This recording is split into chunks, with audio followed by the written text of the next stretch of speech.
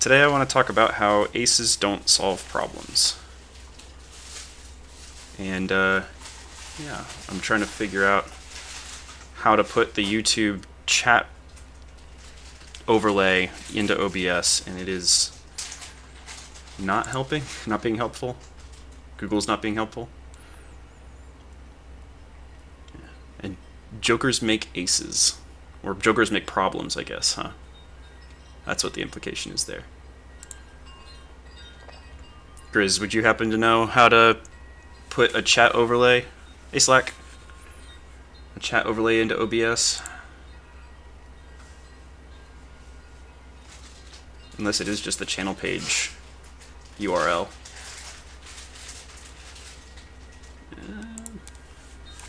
Take a look. Also, it's very windy here. I don't know if you can hear the wind chimes in the background. So if I go to my channel and I put that in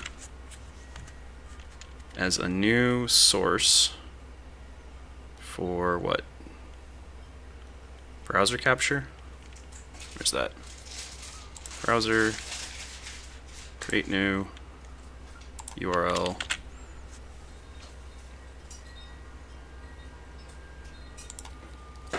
Does that work? Nope, that's just my page. Well, we're doing it live, folks. We're doing it live.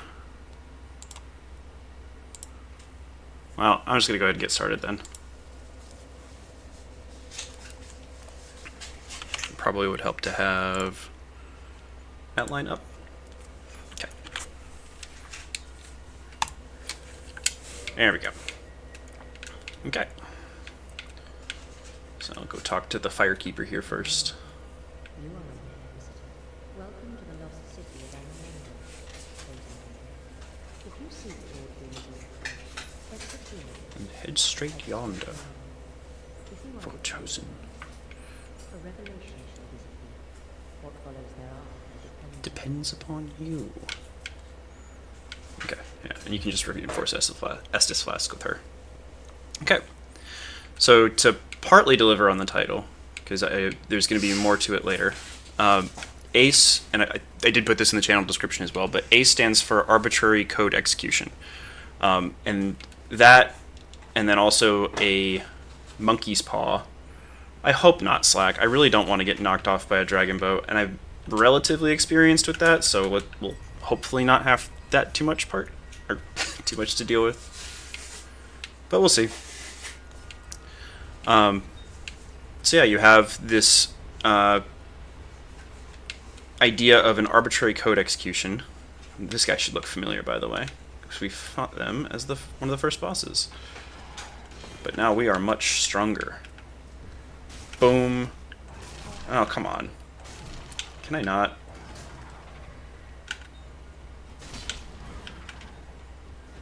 There we go. Have a little sip, and off we go.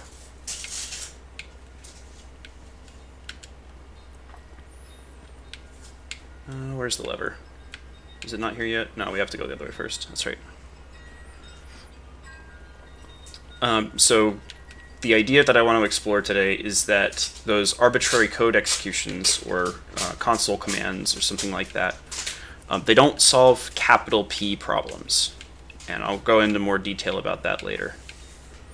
But yeah, ACE is a term that's used primarily in programming to talk about like hacking kind of stuff, where you're trying to break out of a predefined coding environment and get access, like full access to the machine. So you're able to read and write to memory arbitrarily, you're able to execute code arbitrarily, you can do whatever you want with the machine, which is generally not what's intended, especially when you have security concerns with stuff.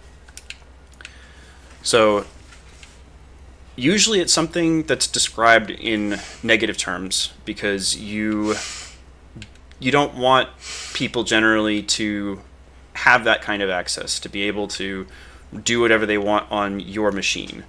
But sometimes you do. example that comes to mind is Seth Bling, who is a YouTuber mostly known for his Minecraft stuff, but he does a lot of programming and other things too. And one of the things that he did was he created Flappy Bird inside of Super Mario Brothers. He used a way of creating an arbitrary code execution inside of the game. I don't know why I swung twice when I already knew one hit would kill it from the previous one. And so what he was able to do, he was able to, and I'm not going to, I'll post the video in the description later, so if people want to go watch it, they can. But the gist of it was that he figured out a way to arbitrarily write things to memory by jumping in certain locations, and there was a bit of a setup before that, but he used that whole set. I'm sorry, I need to focus on this part because these guys are a giant pain in the Tukey, in the Tuchus. There we go. And it's really not fun to get knocked off of this. So we'll knock the chandelier down. Okay. We'll keep gently walking. It always astounds me when speedrunners just sprint through this spot, because it is so precarious.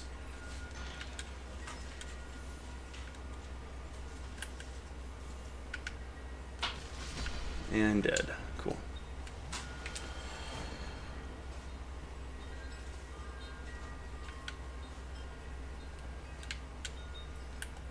And carefully walk towards you because you're not actually in a straight line.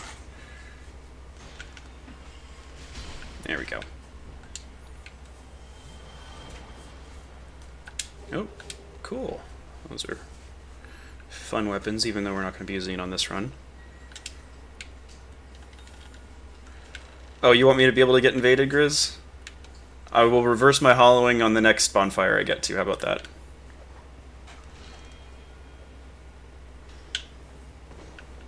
Come on out so I can swing and not get clipped by the walls. There we go.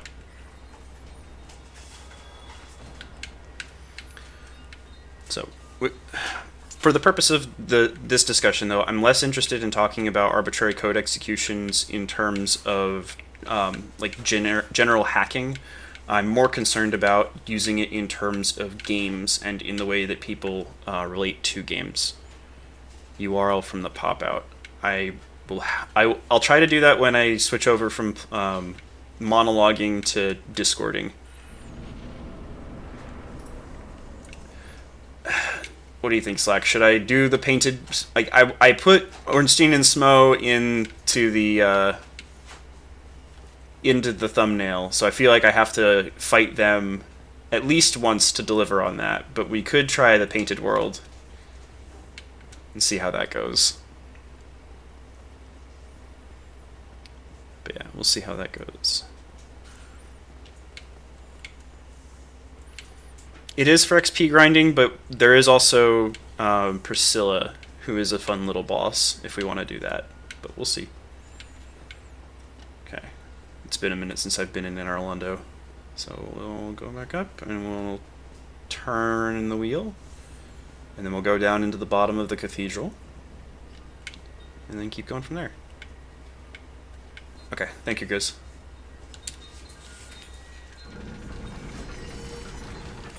I may actually pause and take care of that real quick then. Actually, do gargoyles pop up after that twist? I don't think so. I think they're further along. Oh, yep, they do. Never mind. Hello. Glad I didn't switch to a different screen there. You know you gotta come up the stairs to fight me, right, buddy? There we go. Cool.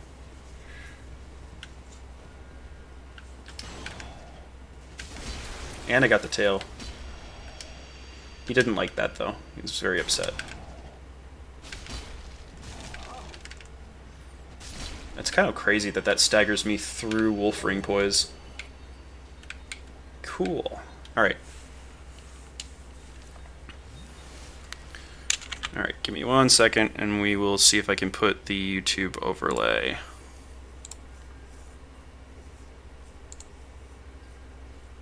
Copy link. And then Grizz, do you know if that has to be redone for every stream, or is that something that'll work for all future streams? Let's see, browser, create new.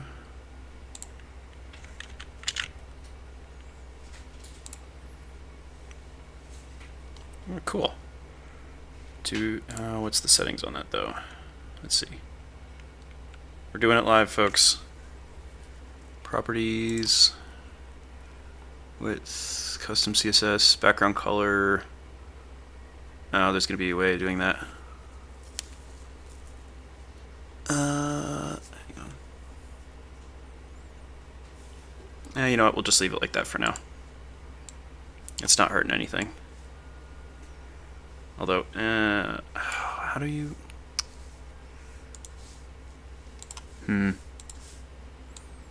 How do I put that in there without it taking up an enormous part of the screen? Or is this legible? Let's see. Let's see. Just because I noticed that was something that, like, I can't really highlight comments since I am in the middle of playing games. But nope, that's not visible at all. Well, I think that's going to have to wait for later because I'm going to need to dig into the CSS to make it work. But I'll at least have it there to be able to play with later. Okay. Oh, and we're professional here, folks. All right. So for the purposes of the discussion, I'm less concerned about hacking and more concerned about using it in games. And yes, I did try and fail, but the point is that we don't you dare go hollow, right? It's less about making sure that you get it right on the first try, and just making sure that you don't give up on it. So I don't know how familiar you guys are, but a lot of people who have played Minecraft should be pretty familiar with the idea of console commands. So with that, it allows you to interface with the game more directly, and you can change all sorts of different variables. You can change the time, you can change the weather, you can change whether a player is alive or dead. I really wish I could have one-shot this guy. There we go. And we're going to drink Estus. And then we're going to go fight this guy. It'd be nice if I could have one-shot him. Okay. It's actually not bad. I thought that I would take more damage from blocking with just the sword, but it seems to be okay. Oh, well, shield bash, not so much. Is he just going to kill me outright for that? Nope. Okay, cool. Probably could have roll hit there. Maybe. That was not smart. Can I just swing wildly? No, I shouldn't. Just roll and take Estus real quick. Bah, there you go. Okay.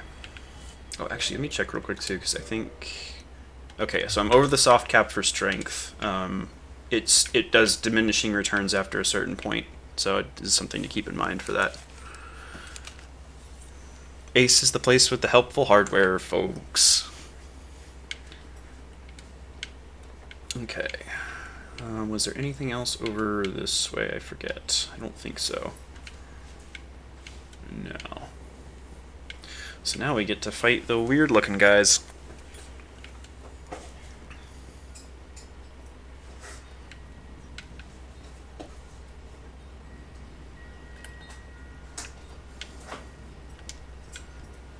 Come on.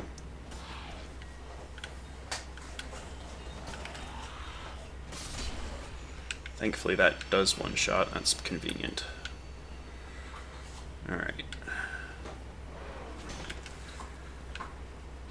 Oh, that doesn't hit. That's silly. And he goes over the edge. Cool. then you got this guy hiding in the back.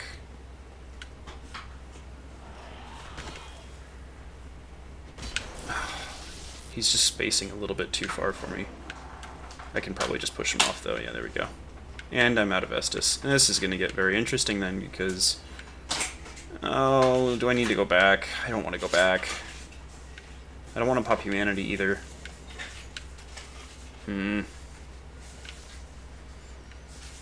Gravity is surprisingly fatal, especially in Dark Souls. I mean, I'll make the Minecraft server at some point. Okay. Alright, I'll just run back and that'll give me a chance to talk a little bit because I am woefully behind as far as talking through outline. So, console commands in Minecraft, they allow you to manipulate a whole bunch of different stuff, but most players don't really engage with the console. And in fact, it's not really, if you beat the game using the console, it's not really seen as beating the game. If you change drop rates, for instance, there was a really big scandal where one YouTuber or speedrunner, Dream, changed the drop rates for certain items in order to give him an easier time of trying to speedrun a certain category. And people didn't take very kindly to that. So, but why is that, right? And here around the corner, I think that most people already kind of have an idea, but I want to go into detail about that specifically within the context and framework of games. So, one of the things that it kind of brings to mind for me is Alex O'Connor talking about gambling and how there needs to be risk and reward for that to actually be compelling. And people have that intuitive sense that they need, for an activity to be meaningful, it needs to have that risk and that reward. It can't just be all reward or all risk. And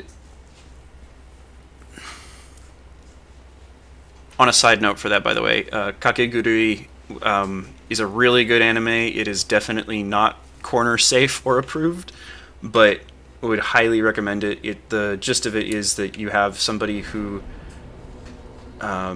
comes to a high school that is full of very the children of lots of very powerful people, and do I need a saving throw against hubris? Is that? I thought that me going back was my saving throw against hubris to go and get my Estus, because I knew I would not probably live through the experience of trying to get to the next one. Food wars in terms of corner relevance.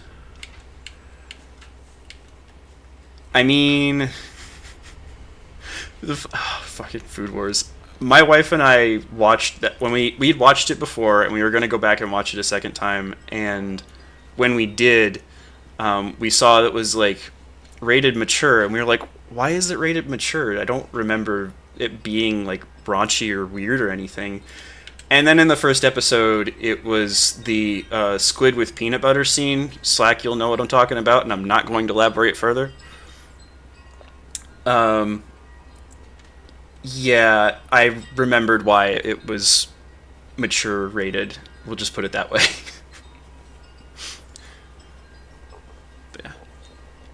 Yeah. But you do have some people who are happy to take shortcuts to their desires. It's not always the case that people want to play the game fairly or want to see others play the game fairly, or are, yeah. I mean, they generally want other people to play the game fairly, but they don't necessarily hold themselves to that same standard. Are you kidding me? What the heck was that hitbox? Foxman sent me a video on that, by the way, of like the hitbox jank that you see in some parts of Dark Souls. Apparently the shield bash on these guys has some jank to it too. Alright, I mean, can I kill you now? Thank you. Phew, that was a little close. Back up off of that one. Do one swing. Get out of the way of the shield bash. Two-handed, make sure I get the kill. There we go.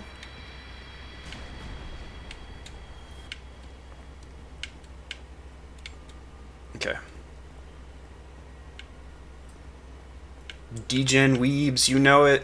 You know it. Okay. So, and just as an example of like players being more than happy to do things that are very much not in the spirit of the game that end up causing significant problems, not just for the players themselves who want to play the game legitimately, but also for the health of the game more generally. Escape from Tarkov is infamous for the levels of cheating that happen in it.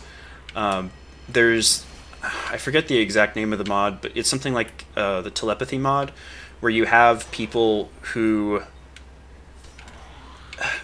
they have cheats that allow them to see player skeletons through walls, and it's to the point where there's so many cheaters in the game where they will actually do this thing called a wiggle, where you can like lean left and right in the game to try and peek around corners. And so what people will do is, through walls, looking at each other, wiggle at each other to say, hey, I'm a cheater too. There's no need for us to go up against each other. And so they kind of like team up and decimate anyone who isn't a cheater.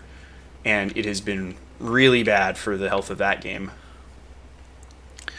And WoW has a long history of people doing duplication glitches and exploits like that too. So there's definitely a lot of times and places where people are more than happy to... Oh gosh, I'm going to get fucked here, aren't I? Yep. Oh, they're so annoying.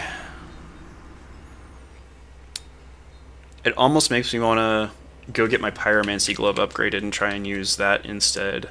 But we'll give it another try. I should be able to get through this. I should be able to. So yeah, Tarkov and telepathy hacks, WoW and duplications and other glitch exploit stuff. And the pattern that I see that kind of applying to is this idea of how do people use a genie's lamp or a monkey's paw when they're given one? How do people behave when they have an ace up their sleeve, right? And usually what happens is that ace ends up killing the game, because some people will have access to it and others won't, and it kind of just destroys the whole point of playing the game. Nobody wants to play against somebody who can just farm you for free because they can see you through walls. Nobody wants to play with somebody who is on their Minecraft server and just typing in kill commands for fun. Like, that's not enjoyable for other people. So what you find is that aces don't actually solve capital P problems. Well, that too, Slack. What happens a lot of times is the way that game designers will try and mitigate things is they will try and make it so that players are not allowed to or able to use their aces. Or sometimes what they'll do too is they'll try and constrain the player to make them think more creatively. Because there's a lot of times too where it's not a proper ace, where it's within the rule set, right? It's not an actual arbitrary code execution. But a lot of times what happens is, like, you have pretty infamously mages just using fireball, for instance. And so what sometimes a DM might do is they will say, okay, rather than you just using fireball to solve all of your problems, I'm going to take fireball away from you, and now you have to get creative. And sometimes DMs regret that decision. Sometimes the mage gets too creative and it ends up being even more broken than if they had just been allowed to use fireball. There's a particular YouTube bit that I'm thinking of as I'm saying that, so I think what I'm gonna try and do, and I didn't do it for the last one, but I think it is gonna be a good policy, is to just go back through and put all of the references to things that I'm talking about during the episode in the description so that people can actually find them after the fact. Let's see here. This is rude. Did like a little back turn on me. Yeah, Slack knows what I'm talking about.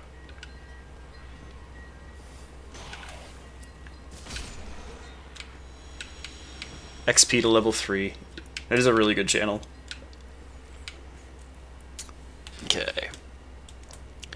But yeah, what you find is that aces don't actually solve capital P problems, right? They solve lowercase p problems by letting you solve a temporary problem within a game, but it usually just introduces a new set of problems or brings the problem that was the actual cause of your temporary problem to the fore, right? So, and to kind of start to exap that out into real life circumstances, winning the lottery oftentimes doesn't help people because their actual problem wasn't that they didn't have enough money, it was that they were not managing their money properly. I'm going to see if I can bait this guy without baiting the other one, or that works too. Okay, and can I kill you before the other one gets me? Okay, that's fine, that's fine. I can work with this. Although I'm getting bombarded by arrows now, so I do have to be a little bit careful. Let me get back into cover. Okay, and I can kill, and then let me get back out of the... Okay. So this is what Slack was referring to earlier, the freaking Dragon Bow Knights. Ugh, so annoying. Also, Dark Souls cheats because projectiles that you fire have a straight trajectory, and projectiles that the enemy fires have a trajectory that follows your character model like that. So now we sprint and hope not to die. I think that most of these get caught by the guardrails, so not as much of a problem. Okay. But yeah, and then another example besides the winning the lottery thing is that Peterson talked about one of the best ways to kill a drug addict is to give them a bunch of money, because what they'll do is they'll go out and they'll buy a bunch of drugs and then they'll overdose. And so just because a particular capital P or lowercase p problem gets solved doesn't mean... Yeah, okay. How have I solved this before? Bless you. I think you have to kill the other one first, and then you can come and kill this one.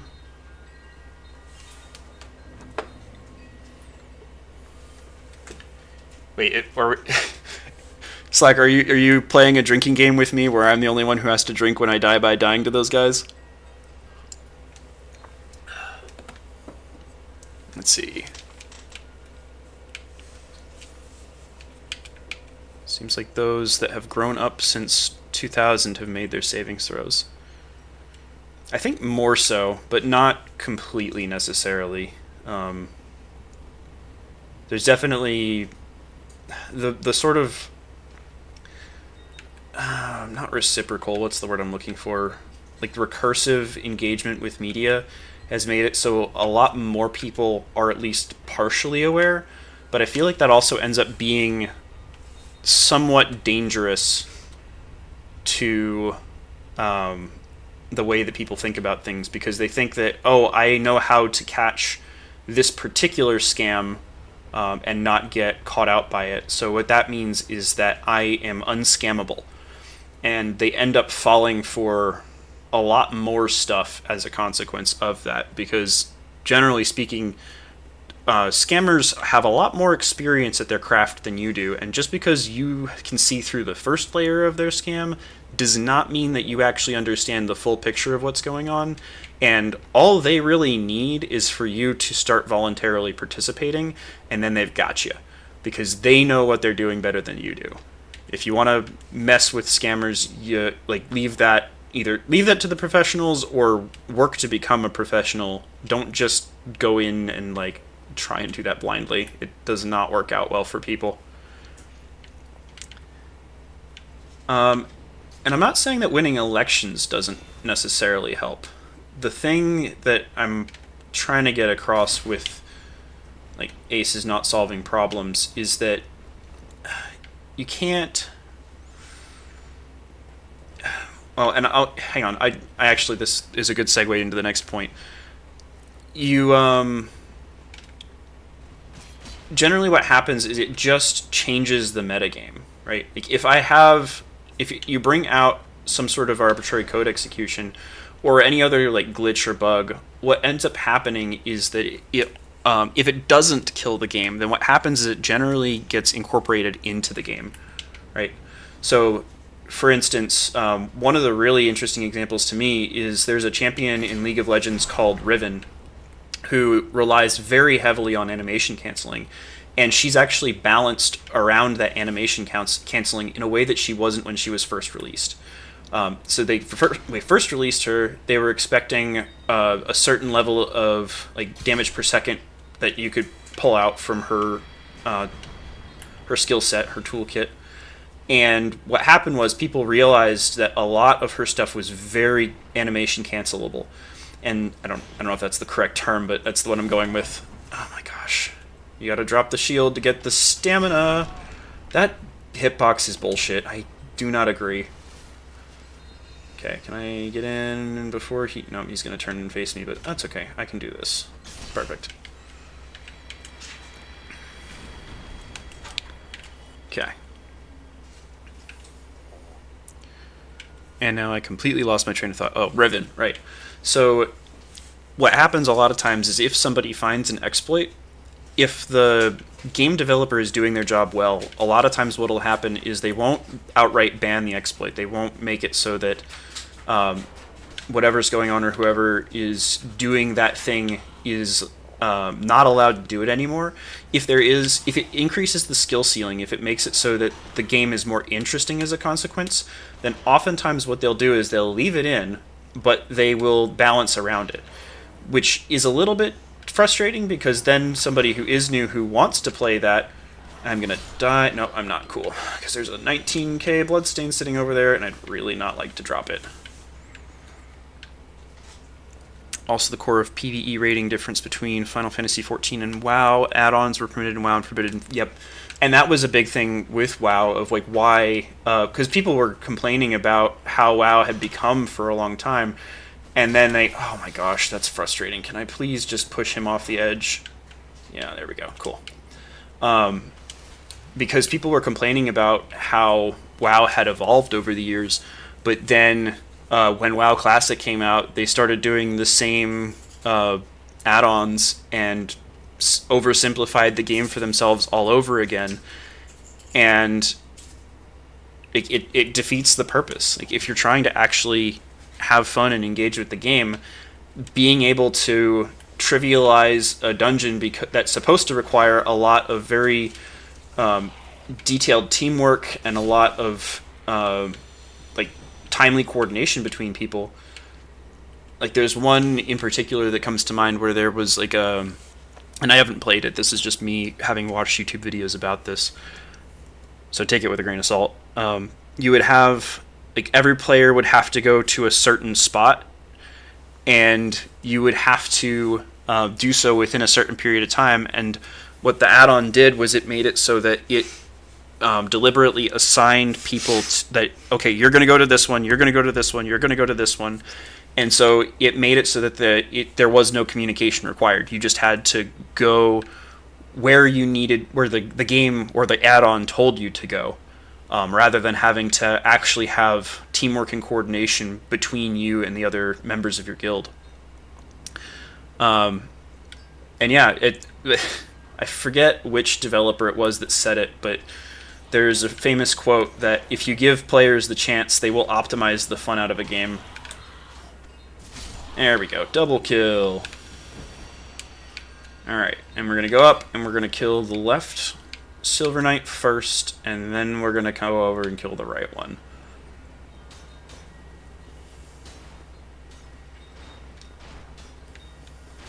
Okay. And then, yeah, I mentioned animation canceling before, and that's not just in the case of Riven, that's also in a lot of other cases too. So you have, well, like most fighting games nowadays are heavily based around the idea of animation canceling, that you have that... Oh, come on, let me pick that up. Oh, Lord. Can I not get... Okay, well... This could be challenging. Lord. Okay.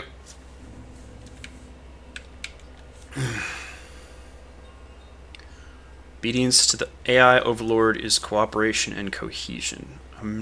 I think I know what you mean, but I'm not confident enough to say that I do.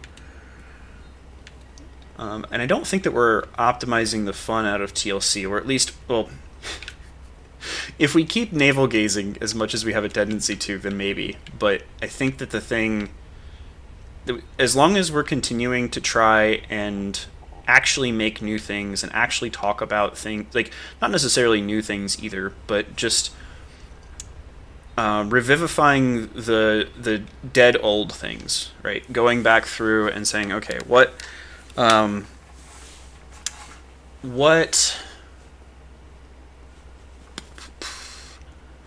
like what books am I interested in? What things do I think are meaningful or compelling? And then getting those and sharing them in a conversation or in a stream, like actually talking about Kierkegaard or actually talking about evolution. So I think you're ahead of McMo on that one, Neil, because you actually are making a series about evolution rather than just bitching about the fact that no one wants to talk to you about Kierkegaard. Sorry, McMo. But yeah, I think that's and that's kind of what I'm trying to do here and trying to do with Ups with our 30-minute stuff. As long as you're, oh my gosh, I didn't shield that.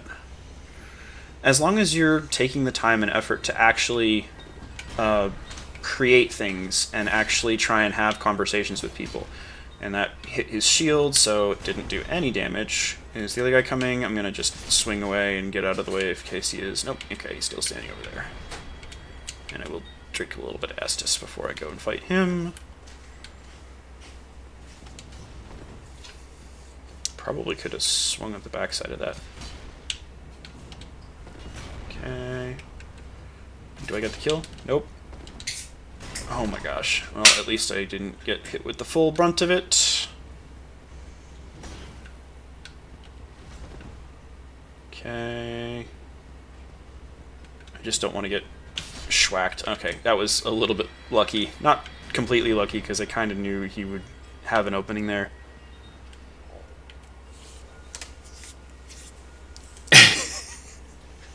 Yeah, that 30-minute on Grimm's live stream was absolutely fantastic. It's well, can we add shilling in with that? So like LARP hard, shill harder. Is that also an option? Come on. I'm gonna try and dodge these a little bit more because so the spears that they have do lightning damage as well as physical damage, and so it's a little bit. The lightning defense on this shield isn't the greatest. So I'm trying to. Oh, you turd. Okay. Okay. There we go. That was actually a good fight. Okay. The first one was like a triple 30. It wasn't just a double 30. Although it was amusing to me that most people were pretty cool with it, but Grizz correctly recognized that it was a little bit of a Rogue Wizard situation. Beats IBS. Irritable bowel syndrome?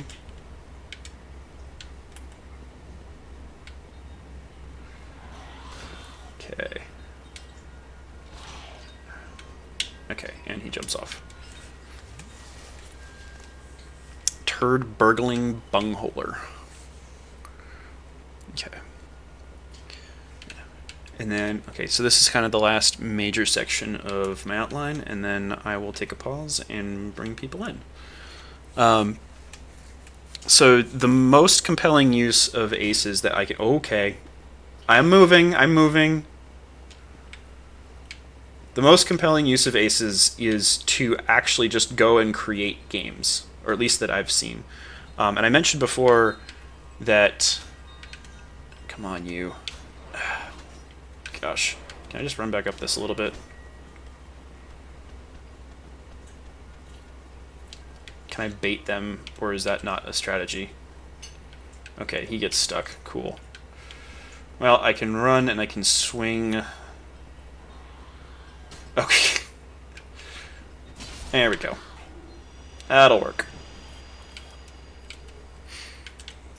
I mentioned before the Seth Bling making Flappy Bird inside of Super Mario Brothers, which is a really cool tech demo, but not quite what I'm trying to get at with that.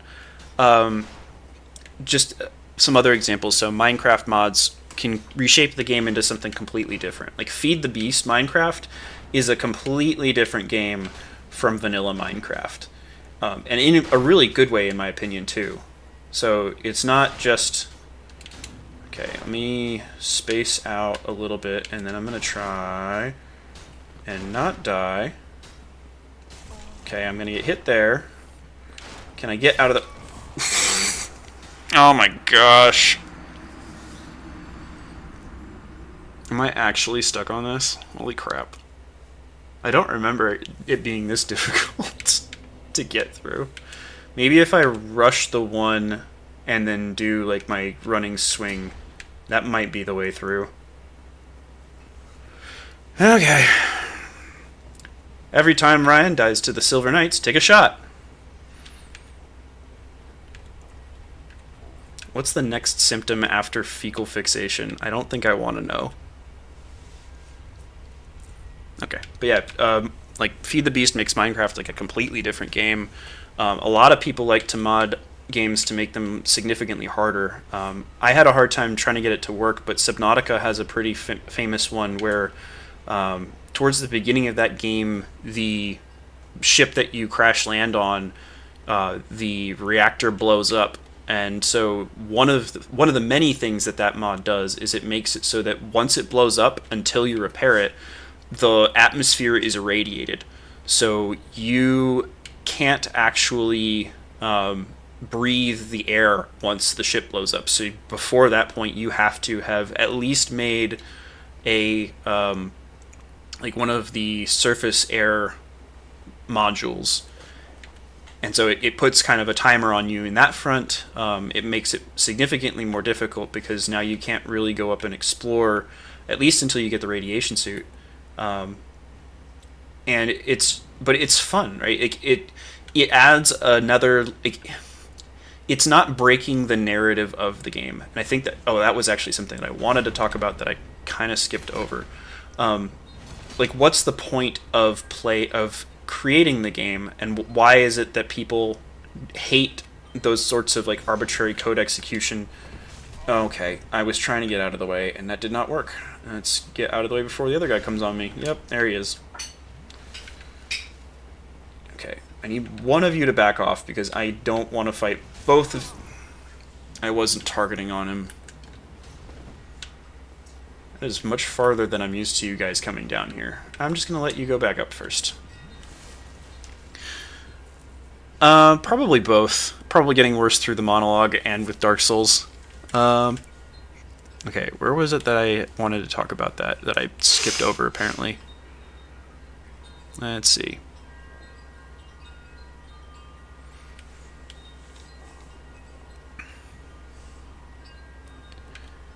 How's the interface? Time. Most people play the game rather than cheating. Maybe I just didn't put that in. I had it in my head and I just didn't put it on the paper. Multitasking is hard, okay? Do you really expect me to be able to walk and chew bubblegum? That seems kind of unreasonable. Hubris exercising is the impressive bit. I mean, I'm telling myself that, oh lord, can I not be in this situation? Okay.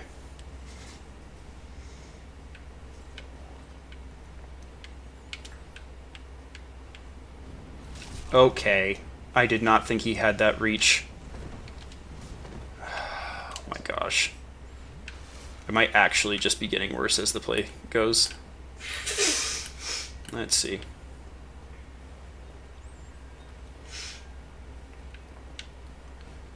But yeah, the thing that you're actually looking for from a game is the narrative, right? You're looking for how, I want this to be compelling.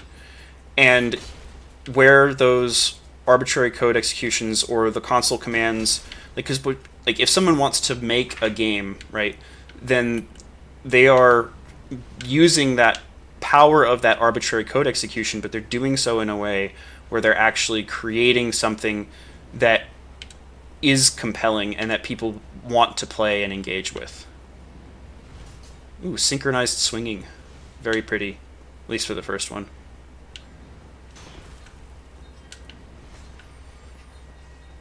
Can I just like run up on you and swing? Nope, because I hit your shield.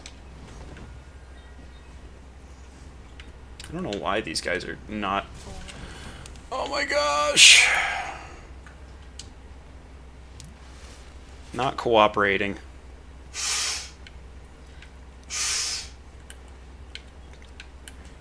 Grizz wants to play as one of the knights. I think that just means that you want to do PvP against me, which maybe that's going to require me to get back into StarCraft proper. Okay, if I reset you guys by walking away, can I maybe, just maybe... Okay, here we go, here we go. There we go. Kill one, and now I can easily kill the other without having to worry about him getting swings off on me while I'm... Okay, I'm like in your... I don't want you to hug me. I don't want you to hug me in your shield.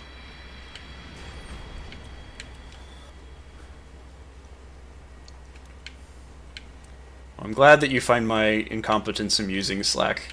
That it's at least entertaining for somebody. Because it's certainly frustrating to me. Alright. So, yeah.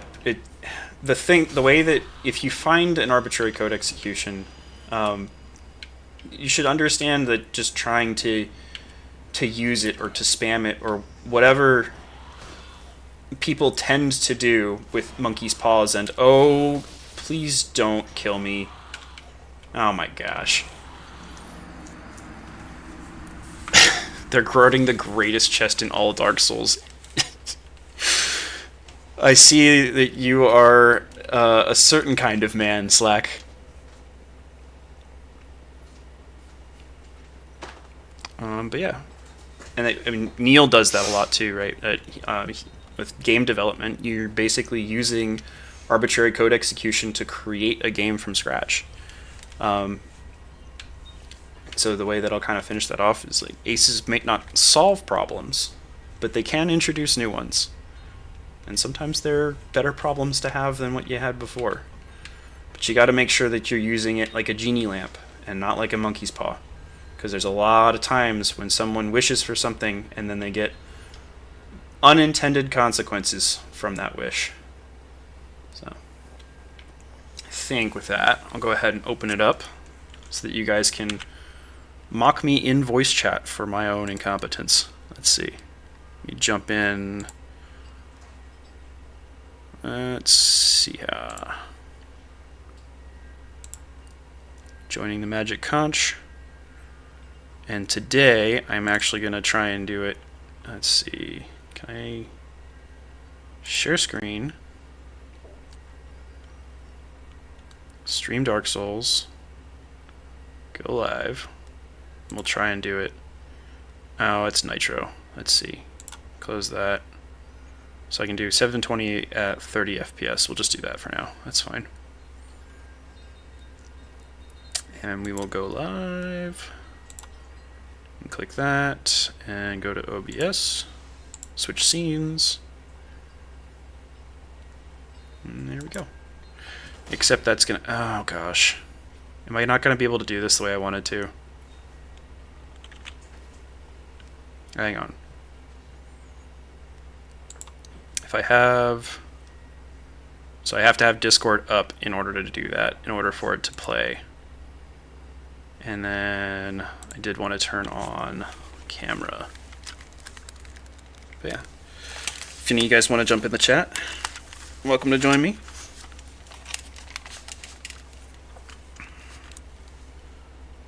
Let's see here. Turn on camera. There we go. And I don't think that is going to work, actually. That's a little annoying.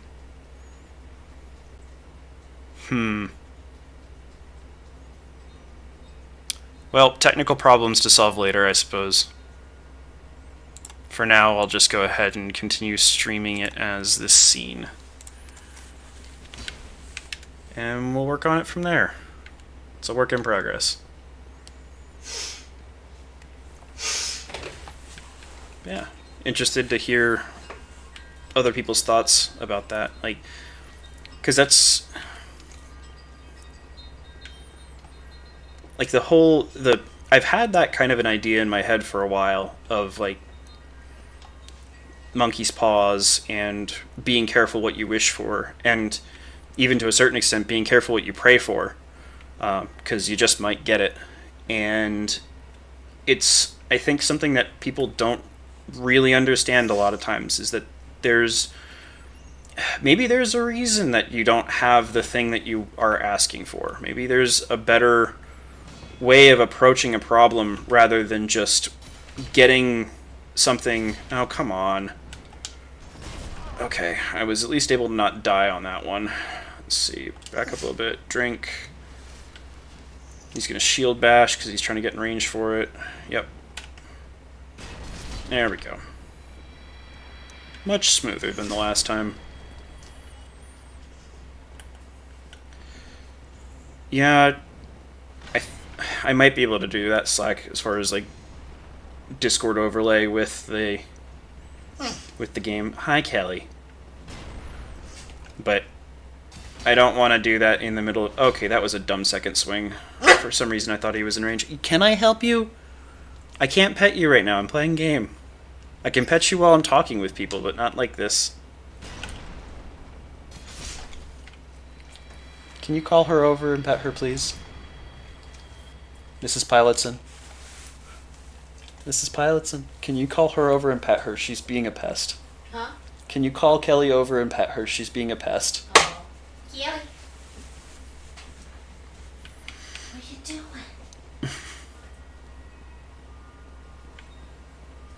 Okay.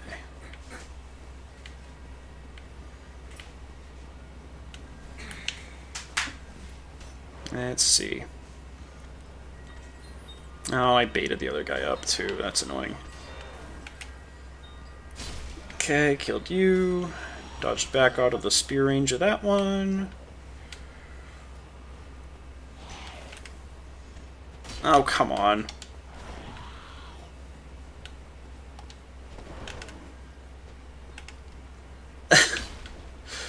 I had a target on him. Why did that not go through? That's really frustrating.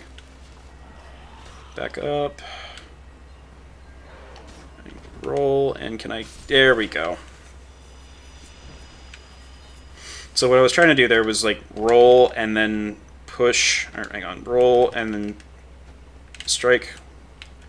But for some reason it didn't want to go through. Alright. Oh, come on. Okay, well, at least he decided to kill himself. Oh, goodness. That is one of the kind of fun, kind of janky things about this game, is that the AI tends to do weird and stupid stuff that you can definitely abuse and exploit if you know what you're doing, but, I don't know. Has a certain charm to it. Okay, this is not good. Oh, come on.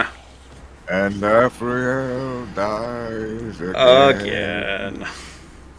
Hooray. How you doing, Grizz? None of your business. Okay. It's less I about... would like to see what's after the white gargoyle thing. I would but too. I would love to show that. This streamer seems to be failing to deliver on that. Yeah, well, especially since his thumbnail specifically shows, well, not Ornstein and Smo themselves, but an AI rendering of Ornstein and Smo. And it's less about the white gargoyles, although it's kind of frustrating that I am getting stuck on them, and it's more the Silver Knight archers, which, as Slack can attest, have been the bane of many a chosen undead's existence. So, we'll get through it. Not going hollow just yet. I think 3 hours is probably my limit, though. So you're wanting chat highlighting capabilities. Either chat highlighting or just like having it display on the screen, because it. And I mean, it doesn't. It's not super necessary because I have it so that people can look at the live replay after the stream. But especially like, I don't know. One of the things I'm thinking about trying to do is clip things, like make a kintsugi cut of my own stream that takes out all of the gameplay commentary and then also Just all shows of the you rambling dying and over and over again. yeah, to, that like, too. Yeah. a tune that goes.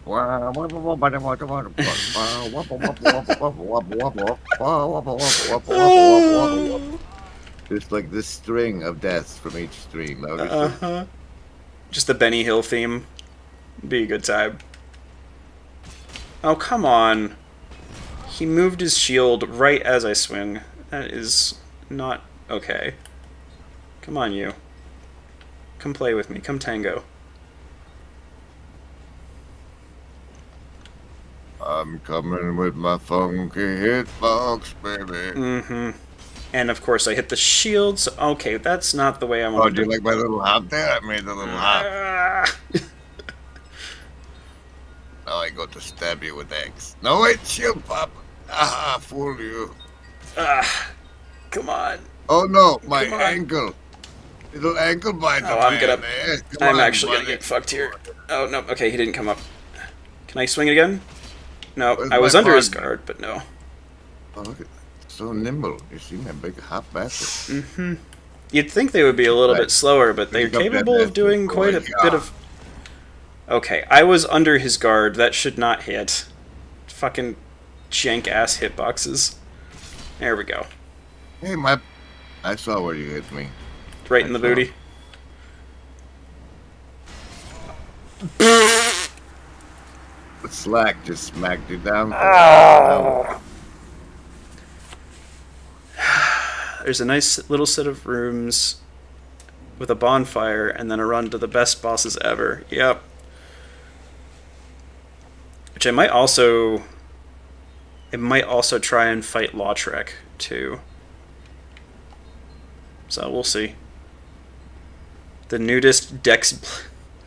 So I'm probably not gonna just spam Dark Souls. I do want to play through one game of it because I think that's for a stream like this. That's the right way to do it. Of like actually playing through the game, you know, rather than just jumping from game to game to game. To have kind of a cohesive narrative about what's going on.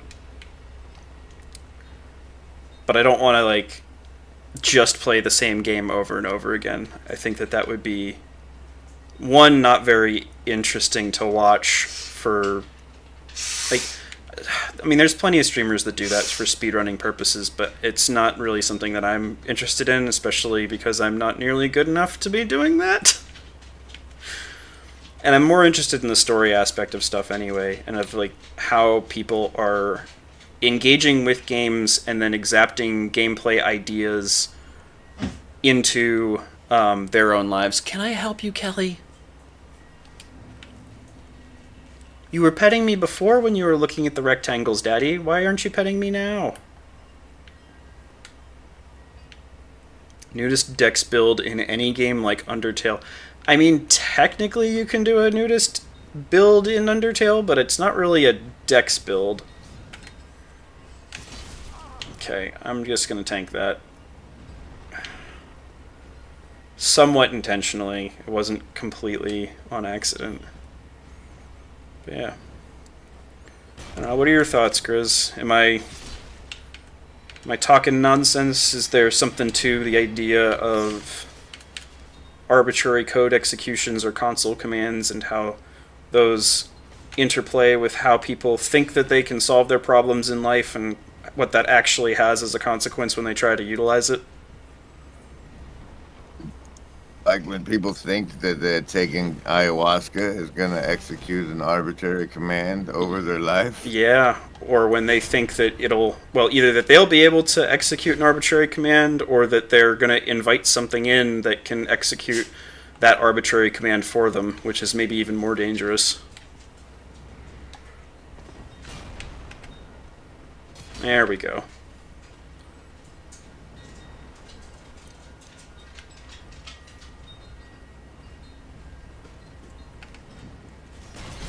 Okay. You got the swing off at least. Yeah, maybe that's why these got harder, Grizz. You're actually, you're actually playing as them and making my life more difficult, huh? Just jumping between the different Pretty sure I NPCs. did a whole monologue for one of those fights with the mic muted. Well, you did one with the mic on, at least. I don't know if you did another one that I didn't hear.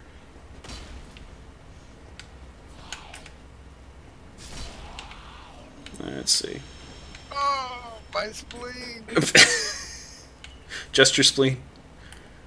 Sometimes the console commands can just be modifications of the sound file. Mm-hmm. How so? Like, would have a load the Grim Grizz sound pack run through Dark Souls, and then when you slash that guy, it'd say, "Oh." There we go. I'm just glad you didn't push him off, because that was bogus. It's bullshit. You gotta actually fight them. Make it They interesting. got wings. They should have just flown back up and tossed your ass off the ledge. I mean, maybe they're kind of like chickens, where they can kind of fly, but they can't really fly. And there's like a death plane down below, so if they touch that, then they're actually dead. Come on. I'm trying to trigger one but not the other. I don't know if that's actually possible. No, it is not. Cool. Do you have fireballs? I do, but they're not strong enough to really deal with these guys. And I could run all the way back, but... Or actually, no, I can't run back just yet. I think I have to get... Actually... No, I can run back, but it would be a pain. Go forward. Stop it. Forward. Forward, forward, forward. Alright. Finally back to these guys again. I'm going to try and do the right... Say again? These are Minecraft skeletons. Minecraft You can arrow skeletons. back to you. Unfortunately, these ones you can't just wave a stick at and make them go away. Okay. I'm going to try and bait him to shoot one more. Before... There was no excuse for that. April classic. There's no excuse for that. That's classic. We love that. We Uh-huh. love the April classic. Oh, okay.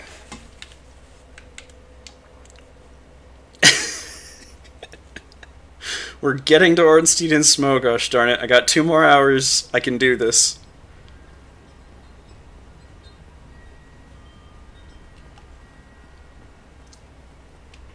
Alright. Yeah. And I think that's... Like, I don't know. Maybe I'm barking up the wrong tree with this, but I feel like part of the reason that certain prayers don't get answered is because of the fact that they're not being brought forth with the right ideas or intentions. That people are just asking for stuff, and that it's not actually going to help them grow and develop as a person. Thank God for unanswered prayer. Mhm. Remember when you're talking to the man upstairs. Just because he doesn't answer don't mean he don't care. Some of God's greatest gifts are unanswered prayers. I don't know if I've heard that one before. I like that, though. Because I think it's very true from my experience of, like, what is actually good for you. Because God wants what's best for you, and that's very often not what you think is best for you. And rather than trying to question that wisdom, people will be a lot better served trying to understand maybe why their prayer is going unanswered. or realizing that sometimes God has answered their prayer in a way that they weren't expecting. And I mean, like, there's the classic joke of somebody gets stuck on the roof of their house after a flood, and okay, I rolled to dodge that time, thank goodness. Yes, dodge that story again. No, I'm not dodging this story. The roof, the story, The roof, the why story. I sent a helicopter. Yeah, Yeah, I sent a helicopter story. yeah, the Send a Helicopter story. You know what I'm talking about. It's cliche. It is cliche, but at the same Cliche time, level, it's and a it goes classic. In the closet. Nobody It's says classic. it anymore.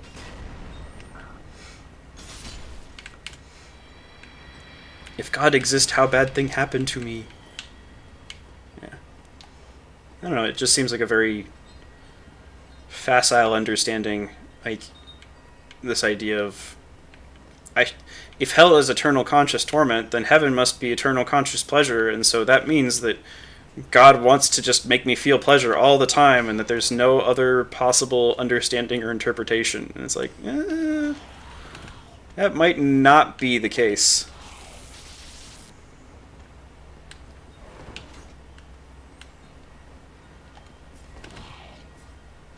There we go.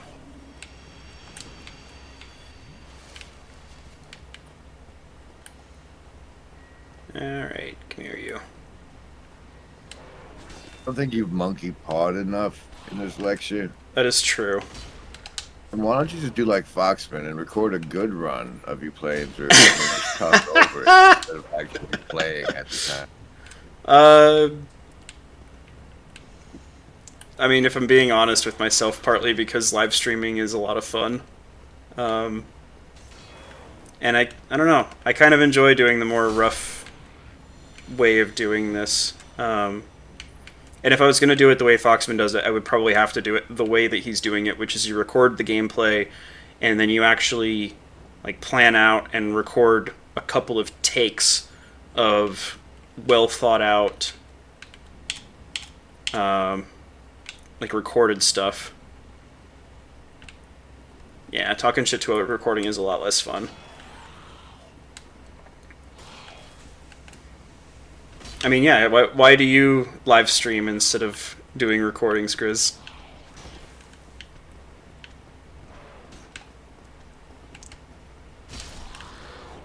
They're a false reality, kind of. Okay. First, I have to deceive myself into thinking like quality of the product is going to make that much a difference. But second is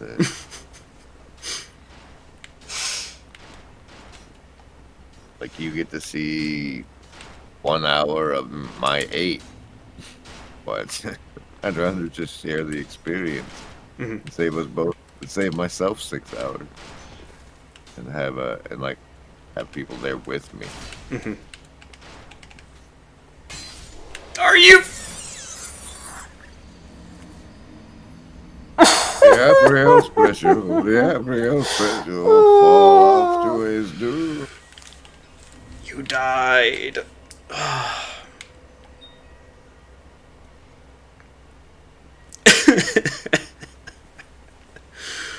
Yeah. Also, I think there is a certain charm to it too. Because I was talking a bit about with Ups earlier, where it's like, okay, I don't want to. It's not okay. Not that I don't want to. I have a lot more confidence in someone's philosophy and metaphysics if they can actually produce something with it, and especially if they're willing to be open and honest about the process and open and honest about the result of what it is that they're producing.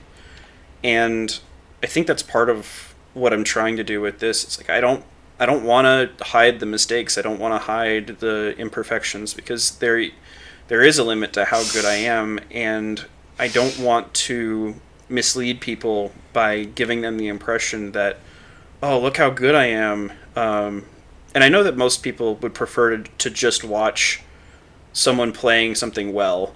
That's a lot more fun to do than watching someone fail over and over and over again, especially at the same place each time.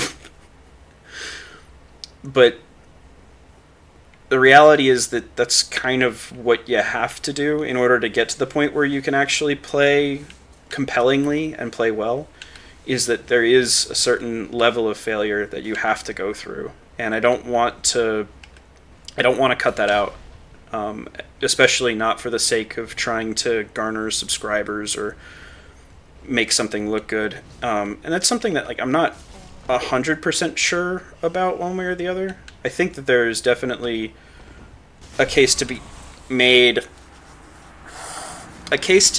for actually doing some refined content. You believe in synchronicity. I do. You believe in the universe guiding you along your way. I do. Is perhaps every time you die also a time when you're rambling off about nonsense and not making a good point? And you're speaking from your mind and not just letting the Holy Spirit flow through your language-listic holes. That is To very say important possible. things.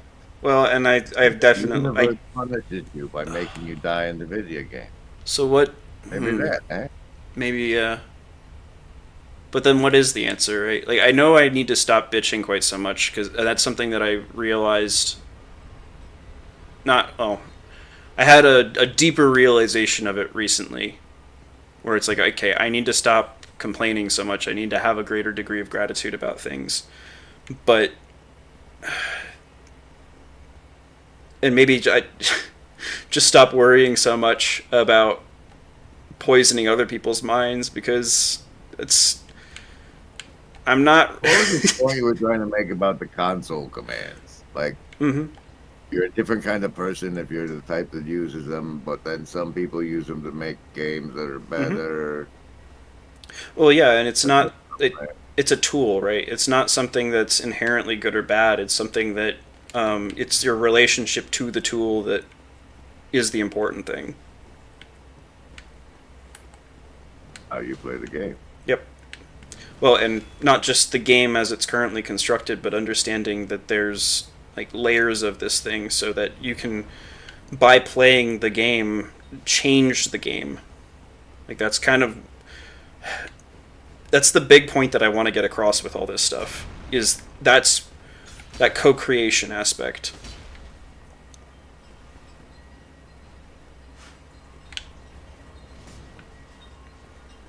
But I don't know, and I'm going to start talking about this, and then I'm going to die again, just specifically because, I won't say that, because that, I think, is the bullshit that's the universe trying to tell me that I'm full of it. So what should I say instead? How does it function that you change the game by playing it? It becomes evolutionarily. You become part of the environment that all the organisms are adapting to. Your style of play. And the benefits you demonstrate, the joy it brings you, or the bitching it brings you, whatever your style of play brings. Like, it becomes visible in the environment, and other organisms understand that that's a possibility. Like a lot of possibilities you can find out exist because of observing others, and they're demonstrating a path. Yeah. And so what you're doing is you're demonstrating that path by engaging with it in the way that you do.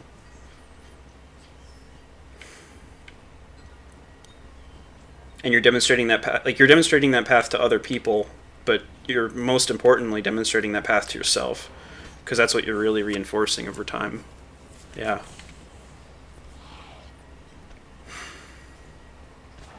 Dang, I said evolutionarily, and he still left.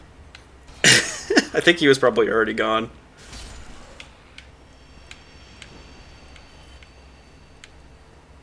It is kind of fitting, though, because this is something that I've been struggling a lot with. And, like, struggling with the idea, yes, but also struggling with the fact that I'm, like... It's hilarious to me that you point out, like, hey, did you ever think that the deaths that you're having as you're monologuing are something of a synchronicity? That the reason that you're dying actually has something very significantly to do with something that you're getting wrong?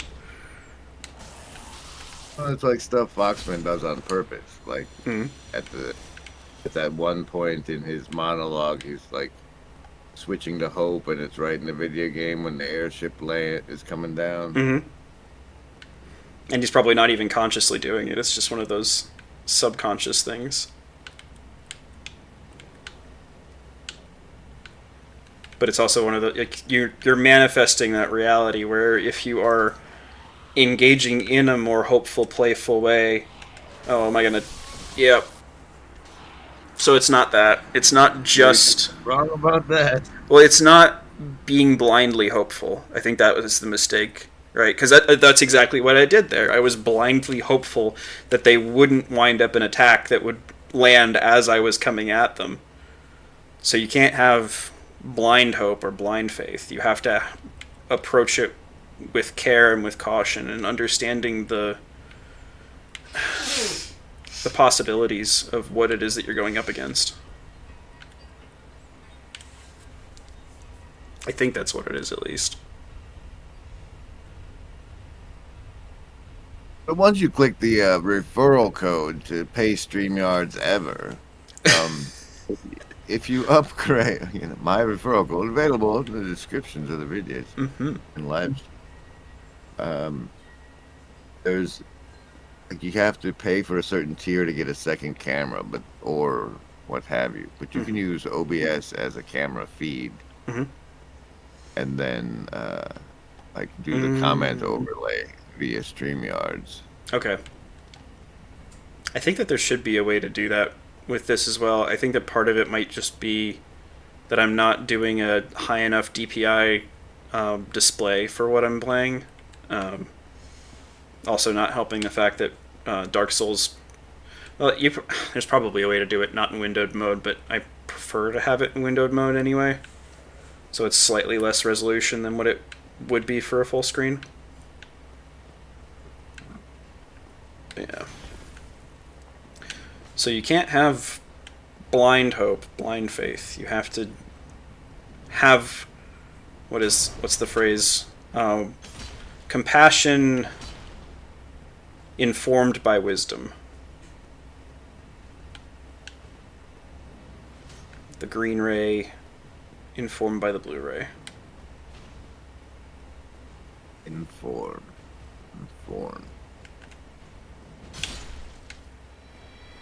I got that right at least. He really likes opening with that. Dangerous thing to read too, right? Say again? By playing that game with yourself. Well, and I know that, but the reason why I like it so much and the reason why I find it so compelling was because it gave language to things I was already observing. Like the service to others, service to self dichotomy. That was something that I had already seen and identified in the army. I just didn't have those words for it.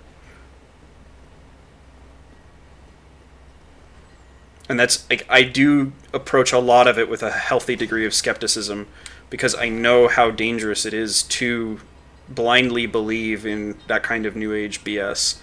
But at the same time, it's but what it does is it provides the other half of the picture.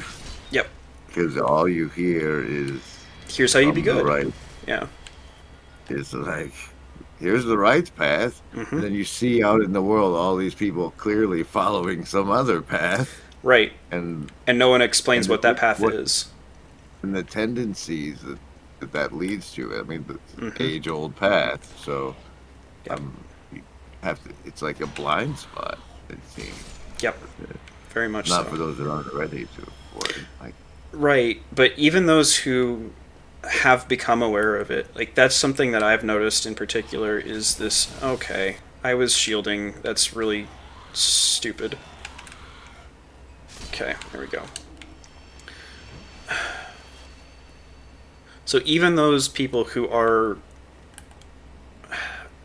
intuitively aware of the darkness, it seems a lot of times, this was something I didn't, and maybe I should have brought it up when I was talking. Ups and I had another 30-minute conversation, which ended up being a 60-minute conversation with Sherry earlier today. And that was one of the things that she mentioned either in the episode or in the green room after, was talking about how she tried to kind of shield her kids from it.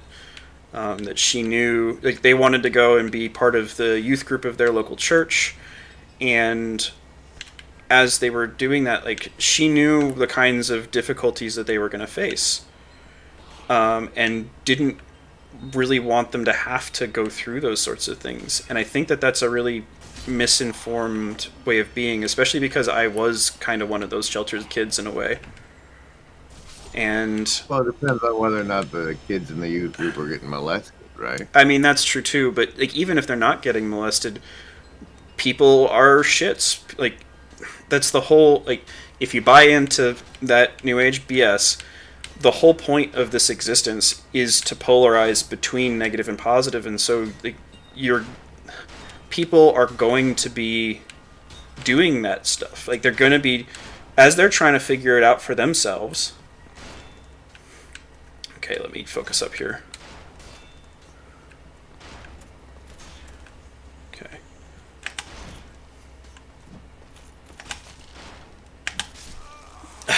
I was trying to parry so I could actually Great news. kill him. He didn't knock you off. He didn't knock me off this time, which is progress, I guess. Ooh, Nelly. Oh, maybe I that don't was. know if I go as far as to Maybe that agree was synchronous. everybody's here to polarize, but Mm-hmm. all the Christians, particularly the universalists, Mm-hmm. that take the Bible story word as God. Mm-hmm. He does do the parable of the tares. So Parable of the Tares. yeah, he says there's lines where it's like basically the devil's growing people in this field too. Yep. So Yep. what if you're one of those? Well, Like I think that you. way back in the Google Plus days, it came to me like, be yourself, even if you're a narcissistic sociopath. Mm. Like, I guess I'm very pro authenticity, Mm-hmm. but Well, I don't know. I feel like it's one of those what you intend for evil, God intends for good sorts of things, where you're not supposed to pick the bad path, but we're gonna figure out a way to make use of it even if you do. Like, that's the impression that I get, at least. Where it would be, and I don't know, that's one of the things that I am really struggling with too, is this idea of unity between the positive and the negative paths within that sort of a framework. Like, I don't really know how that's possible or if that's possible, and that's kind of like, that's the reason why I have the channel symbol that I do of the Ouroboros, but rather than it creating a closed circle by biting its tail, it's actually creating an open circle. Which, by the way, I just want to point out that the synchronicity is that I'm apparently engaging a hard mode topic because I can't get one of them to back off enough to fight just one of them. But you're yeah, triggering too much. yeah, It might just be a message that you're being too triggering. too triggering at once, yeah.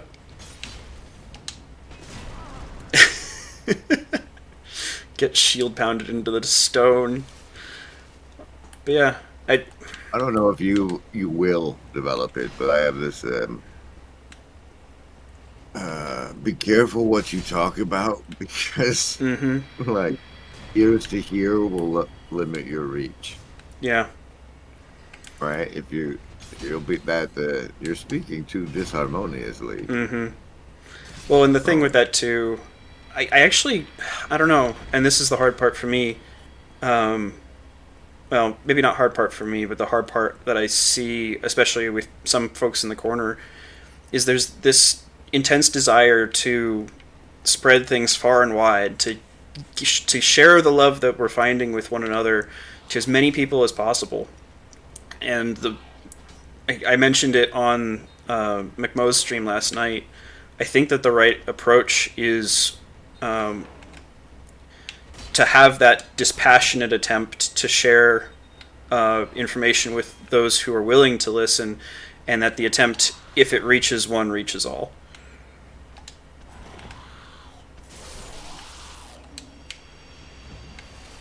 I think that that's the better sort of mental approach to that. That highlights that the notification system is squelching us within our own ranks. Mm-hmm. And I encourage the use of the town square on the Broken Clock Tower Discord to make sure that everyone is knowing you're streaming. Mm-hmm. Because I didn't get no notification for a McMo thing last night. Yep. Okay, I was gonna kill you, but you decided to jump off the ledge first. Okay. But yeah. But yeah, I think that's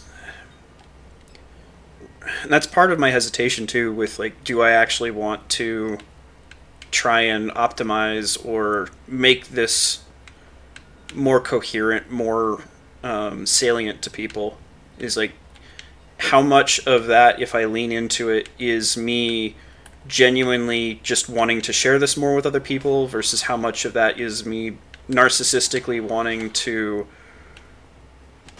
have, like, because I think my ideas are somewhat valid. Like, I wouldn't be talking about them or thinking about them if I didn't. But at the same time, like, I have plenty of history of engaging with other people, and not being necessarily told outright that this is a stupid idea and that you shouldn't be bothering, but kind of by implication, where it's like just not showing interest or what have you. And then it's like, okay, or like, you don't necessarily want to rely completely on other people for an indication of whether your ideas are valid or not, but at the same time, like, how do you, okay, well, you know what, we'll fucking take it. I'm so tired of this. Explain what happened. Do you have that response? What was Seem it? to be Okay. alive still, but disappointed. Say again? You seem alive and disappointed with regard to the game. Yes. So I ran up, and the Silver Knight, rather than hitting me, decided that he too was going to jump off the ledge. But I think that, okay, so what was I talking about there? Talking about how Doing this, if you actually wanted to share any of it, you'd go through and cut it out into a finished product people could enjoy. But anybody that wants to participate in the making can make it something special. well, maybe not so much that, but like, if I'm gonna be doing that, oh, hey, Solaire. Is this the best chest? No, not yet. The best chest is after Ornstein and Smo. Oh, and you Now wanted you're me at a to... new bonfire, and we don't have to do that other part ever again. Yes, thank God. That thing. And we're definitely going to be utilizing Solaire here. Let me think. Probably, what is it, Vitality? Or no, Vitality's health, attunement, endurance. Endurance? Is that the one? Yeah. Okay. It's amazing you don't take breaks at all during any of this. Very impressive. Yeah. I'd like have a 5-minute branding. I mean, I think part of that is just like previous experience. You get used to briefing and briefing continuously through army experiences. So, just not open. Oh, that's right. I think I have to go up the stairs. There is a skip there, but I don't know if I want to bother with it. Skip. Yeah, there's a way that you can jump over stairs. And that fireplace is not actually there. I think Havel's stuff is what's down here. And then there's also a mimic, I want to say. Let's see. Yeah, that's the mimic.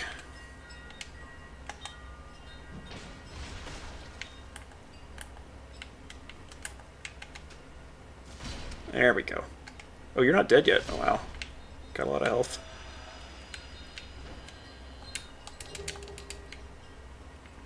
And then I think, yeah, both of these are valid chests. Yep, that's Havel's gear.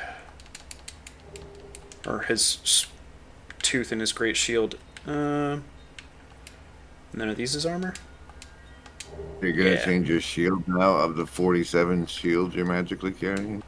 No, I think I'm probably just going to continue using the grass crest because the stamina boost that it gives is actually pretty good. But yeah. So you got a whole LARP cosplay kit for Havel, and you're not gonna wear it. I mean, I might at some point, but I'm kind of enjoying LARPing as a pyromancer right now, or as a pyromancer who found a big fucking sword and decided to just get good with it, you know? But the diminishing returns. There are diminishing returns, but I'm having fun role-playing as a pyromancer who just found a sword and really liked it. Okay, so... Where is... Okay, so this is the skip spot. What you can do... I'm not going to do it, but you can run and jump and then land on this ledge and then run over there, and you can skip a whole bunch of stuff to get to Ornstein and Smo faster. I think this is a mimic too. Yeah, it's a mimic. The way that you can tell is the chain. It kind of like loops around for normal chests. For mimics, it's a straight. So we just kill it real quick. That was a thief rolling detect trap. Okay, maybe I should just do this. Stagger it rather than trying to be fancy. Yeah, there's no detect trap that I'm aware of in Dark Souls. You only got 4 Estus left. You know that? Estus flask is almost empty. I'm only starting with 5 now because I am... So if you are at a bonfire where a firekeeper is at, it gives you 10. But if you go up elsewhere, and you can see the guy's sword poking out there, so we're just gonna like peek and then... Yep, and he got me anyway. Okay. And you're supposed to practice parrying with these guys, so that way, by the time you get to Gwyn, you can actually do it properly. I should probably drink Estus before I try and do that again.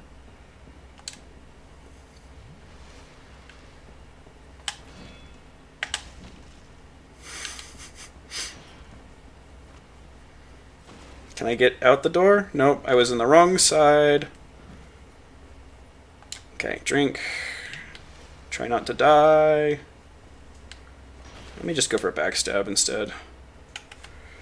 And I didn't even get it, but I staggered him. Let's see. There we go. And the riposte animation for this is a lot of fun, especially for bigger enemies. Okay. Joke's on you, I never learned how to parry, says Black in the Hive Mind. Also, look, it's the best chest in Dark Souls. I mean, this is just a tribute. This is it. We're gonna get there eventually. This is not the best chest in Dark Souls. This is just a tribute. I don't actually know the tune for that song. You shouldn't. He's a terrible man. Yeah. Okay. Can I get another swing? Yeah, there we go. That was actually pretty good. Yeah, I never really found that whole thing very entertaining. I don't know. Maybe that's for the negatively polarized folks to enjoy. You're above it, sir. You're Above it. Okay.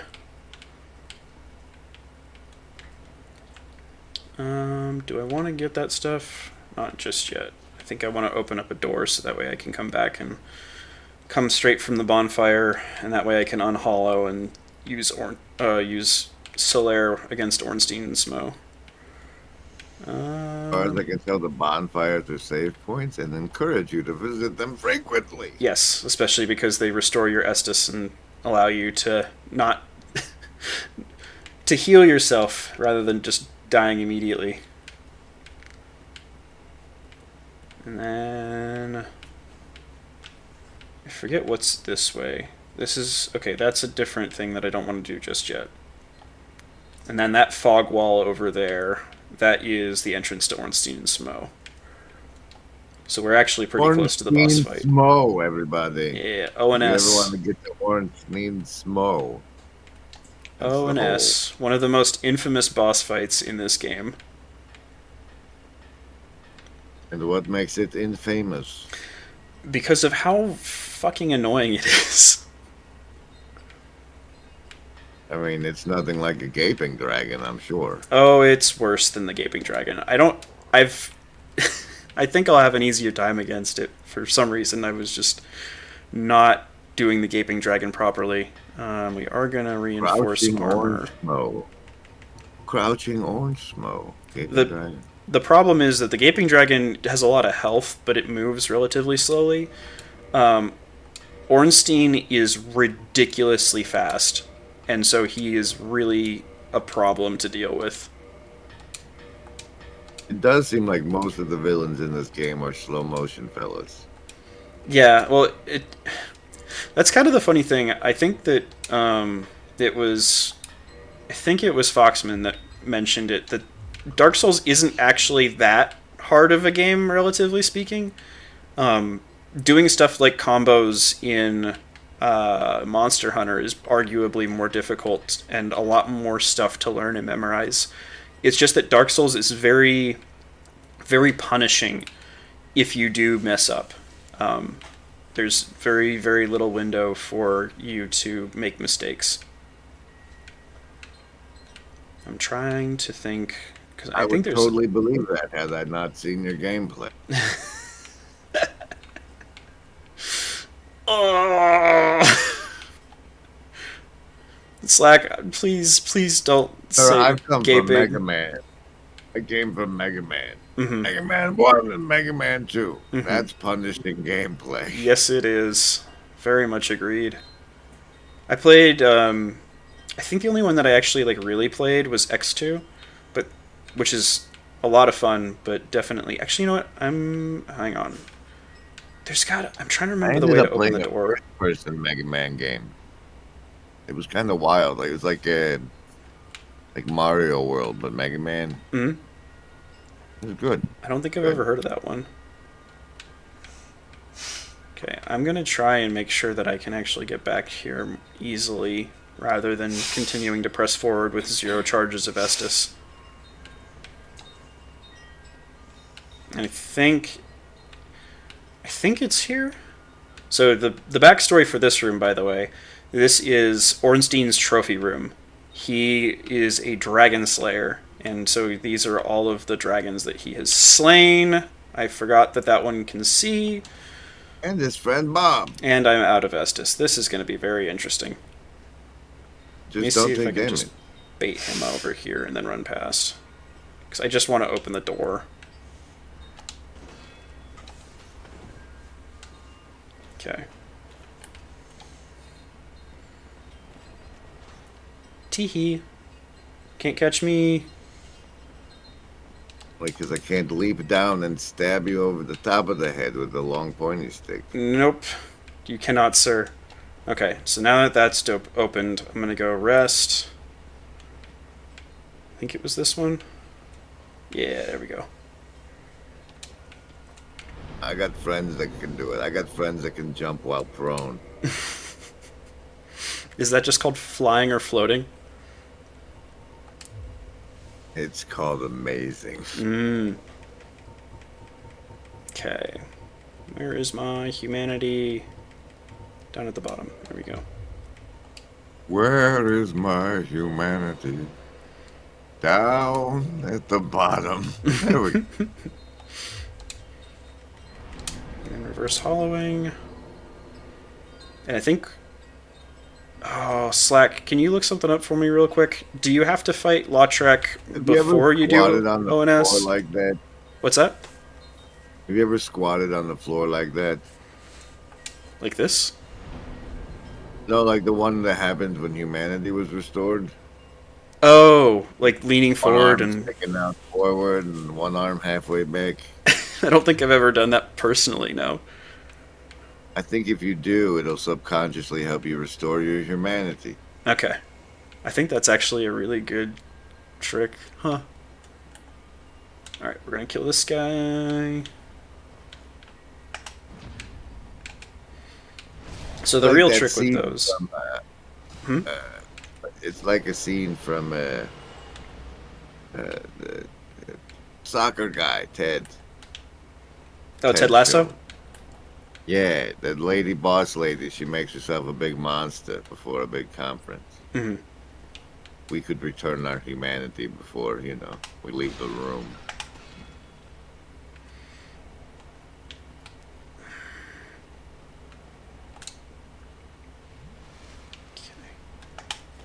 There we go. I do want to make sure I practice parrying so that I can get it consistent. He didn't drop anything. Hey, friend.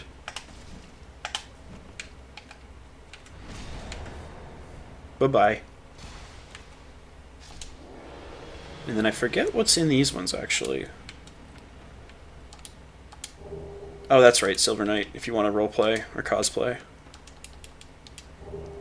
Yeah, one thing that some players will do is they will, especially for vanishing enemies like the Silver Knight, they will dress up as the Silver Knight, they'll kill one of them, and then they'll stand in that place and then wait for invaders to come. And that way they can kind of mess around with them.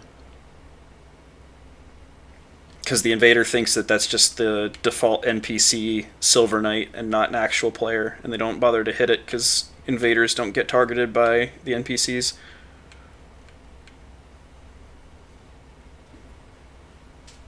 You feel the black eye orb quivering.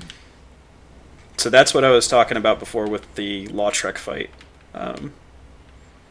If so, it was I kind of ran right by it. So, oh gosh, is he gonna come down off the edge this way? He is. Okay. All right, let's kill you first. I'm amazed that I got the invincibility frames on that one. Can I get behind you? Oh man. I forget they had the Force Miracle.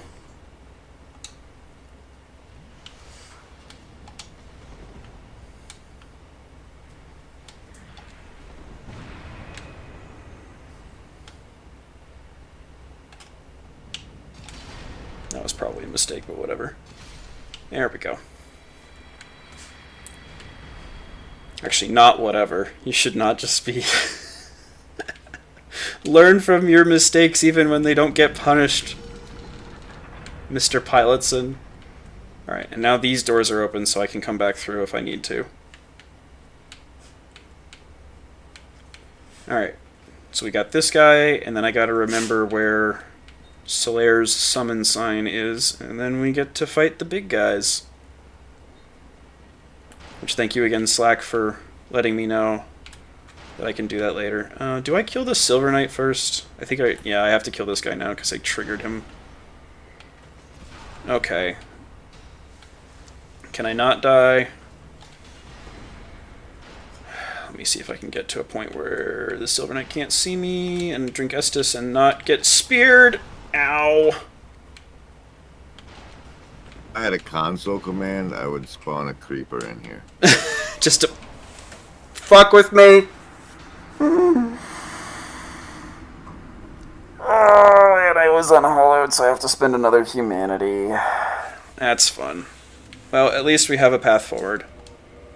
We're making progress, albeit slow. The door is open. Yeah. Yeah. I'll do some little bit of foolish No, transparency. it hasn't been slow. It hasn't been slow since you passed the Hooters Nugget. That's true. So you did 8 times. Been doing fine. I think Slack was counting. But yeah.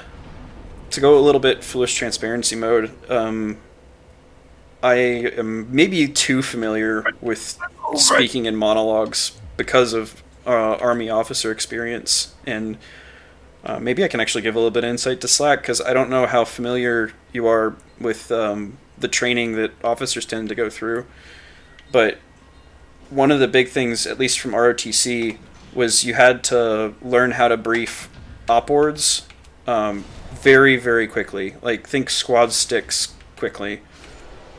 And yeah, you have to be able to both Okay, can I get a backstab? I got a backstab. And so Will you have to be establish able in your to. brain, and I know I'm gonna have to debrief this ongoing monologue while you do shit. Um, not quite that. So let me. Oh gosh, can I get a backstab to make this not hurt anymore? Okay, I can stagger and then kill, or not, because he's shielded. So it's more that you learn how to chain things together in your mind in such a way where you don't leave dead space or dead air, because you can't.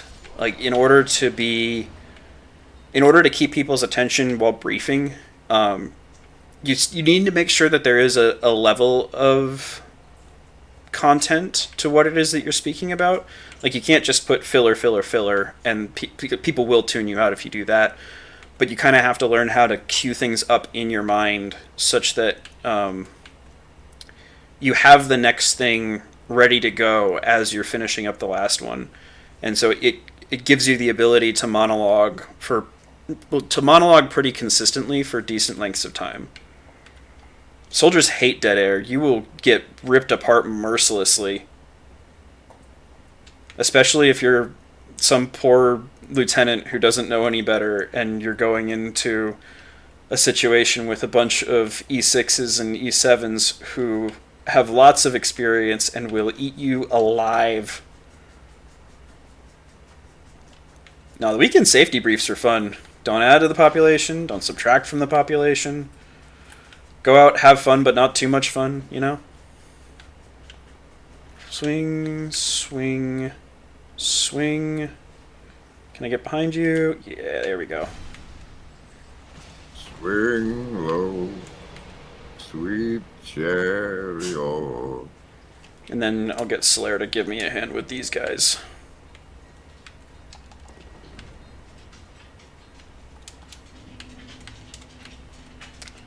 I was a captain before I got out.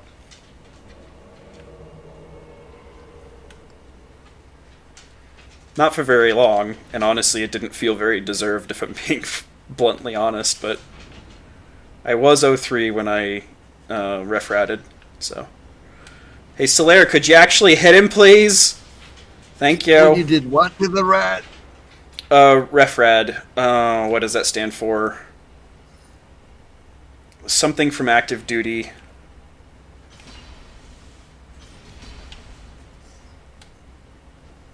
Slack. Slack, I need help. What does ref-rad stand for? There we go. Referred to retirement active duty? I cannot remember. We don't have the clearance anyway. Kill this thing on the video game. Okay. I mean, you definitely do have the clearance. That's not something that's like a crazy, super secret squirrel thing. That's all open source stuff, or stuff that you can find in open source. There we go. Alright. I meant to look it up, Slack. I wasn't expecting you to just know it off the top of your head. Yeah, officers, it's kind of a weird situation where you're not allowed to just leave or finish out a contract. They have to let you leave. All right, here we go. ONS time. We're delivering on the thumbnail, people. I mean, I have Solaire's help, Slack, so hopefully 2 flask charges will work for this. Okay. And now you'll see what I mean by him being fast. Yeah, there we go.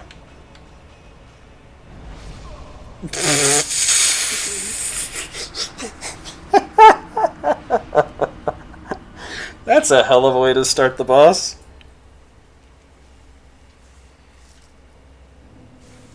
Big oof. Big effing oof. Is it worth it for me to go and get my Estus Flask reinforced? It might be. I'll give it one more try. I'm also running low on humanity, but I'm not as concerned about that now.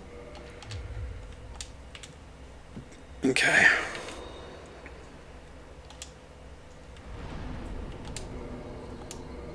I'll have to try that though. Like, assuming the restoring humanity posture. See if that does anything. Hand over heart, leaning forward to the fire.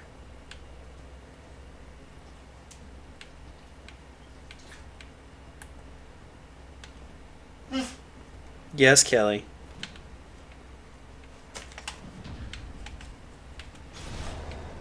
But we're gonna deliver on the thumbnail, gosh darn it. What?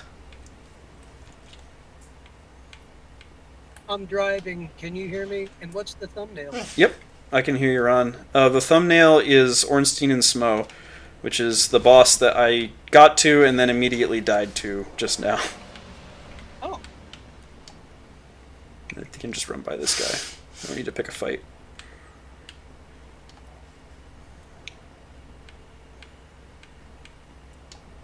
I'll say your and Slack's camaraderie makes me reconsider my the efforts I went through to get out of recruitment. But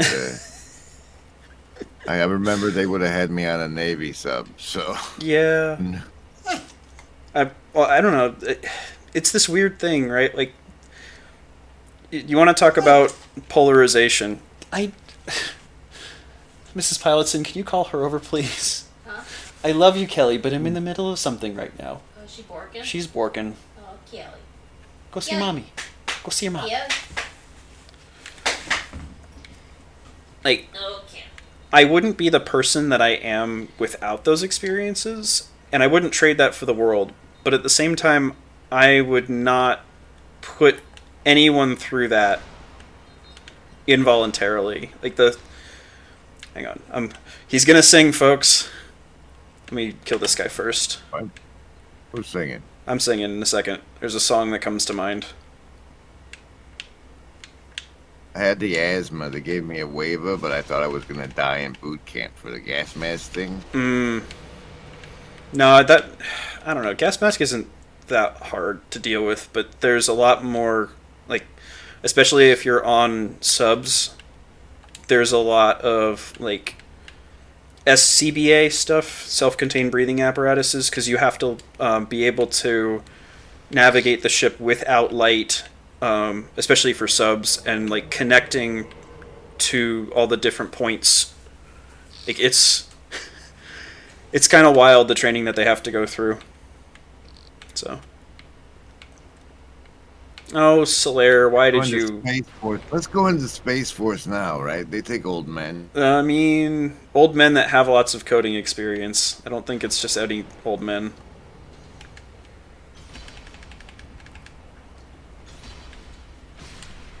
Cool. Ow. Did you say hi to Ron? Did Ron say hi? Is this working, or are we waiting for him to get to his computer? I'm not I say sure. hello. I'm driving. I didn't want to interrupt. Can No, you you're hear me? good. Not interrupting at Okay. all. I think. I maintain we stop it, Ron. Stop it. We don't. Sorry. No, it's not safe because, like, you know, you're doing a stream and everybody's paying attention to you.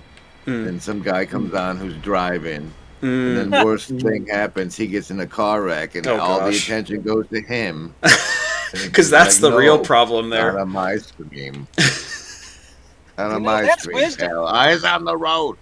Okay. Eyes No, on I'm the not. road. I'm listening. Yeah. This is Mark Parker, Remnant Radio. or whatever. I'm playing video games by radio. I can't see it on my stream, but my head is in my hands. Oh my gosh. Yeah, see, that's the problem. I was thinking I should boot up the streaming app Discord stream again. I'd be down for that, but I don't want you to feel obligated to co-stream That's why I asked my if you wanted to disaster. take a bath- That's why I asked if you wanted to take a bathroom break before I did. Ooh. I'm actually good as far as bio goes. I made sure to go before we left today. You could go pet that poor fucking dog. She's getting pets right now. Humanity restored. Grizz was giving me crap because I haven't been petting Kelly. Yeah. And so it's like, she's getting pets right now. She's good. Hi, You Kelly. outsource the pets. Hmm. She especially likes to be like tapped on the head for some reason. All right. Mhm. You know, you should start a drone force. A drone force. No, if I want to Just do saying. anything, I actually talked to Ray from Paul Vanderklay's estuary group about this, because he's very interested in creating more resilient communication Sure. structures. Sir, What? we don't talk about Ray. Okay. Thanks. Can I talk about what he's interested in and like what that? No, completely diverged from the topic. Okay. Like maybe that lady who fucked 100 guy. Oh gosh, I really don't want to talk. Okay, talking about like giving Oh, attention no, to no. things, I really do not want to give attention to that because that's just like I will deliberately not watch certain people because like I can't hate watch. Like if I hate watch, I'm just giving in to the bad parts, you know? And so yes, I'll make sure that I'm like peripherally aware of whatever it is that's going on, but at the same time I try not to give attention to that kind of stuff too much. Fate to fate to fate. You were supposed to sing, man. Oh, I was supposed to sing, you're right. Hang on. Okay, can I stagger and kill? Perfect. Trust me, I've been there before. I would not wish it upon my greatest enemy. What irony, most friends, but I find you'll have to learn this lesson on your own.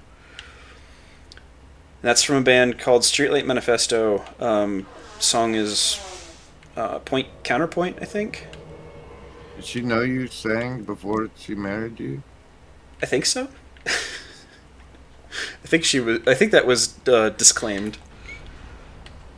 But yeah, it's the point of that, or the point why that's so salient to me is that you have so many things in life where those experiences formed the person that you are, and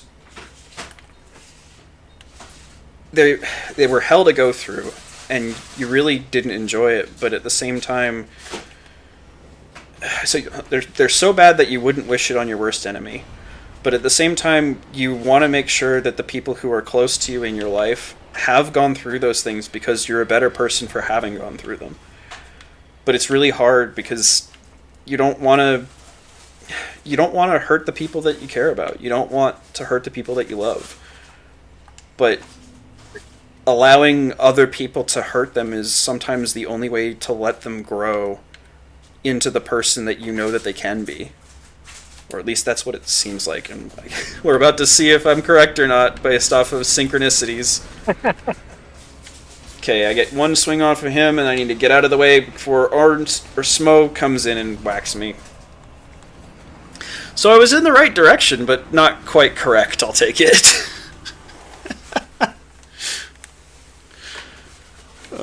And Slack wonderfully keeping track of my bloodstain size for me. Thank you for that. Yes, I am aware it's 47,000 souls. Ugh. Yeah. Let me back up and drink because he's gonna kill me if I don't. Come on.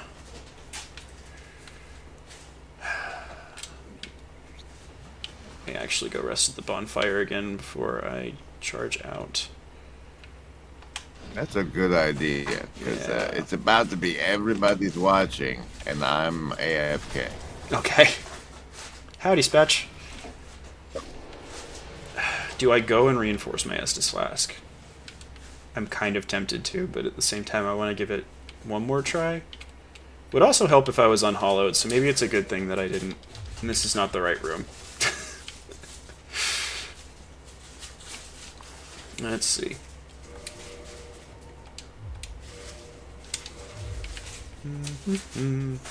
You ready there, bonfire boy? I'm trying to be. Let's see. Let's see here. First hollowing. Maybe the Grizz stream buff will help me get through it.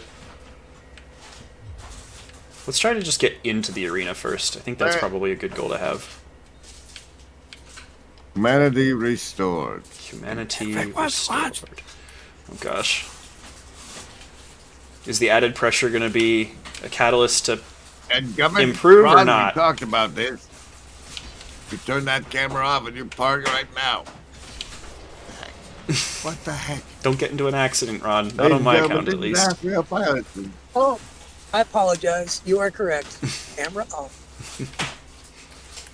Rail Piloton is going to die now for our grins and entertain you with his monologue. Wait.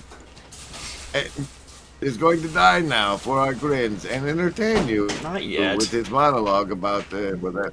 The death Who comes knows? later. Who knows? But here it goes. All right. The death comes later. Not too much later, though. Alright.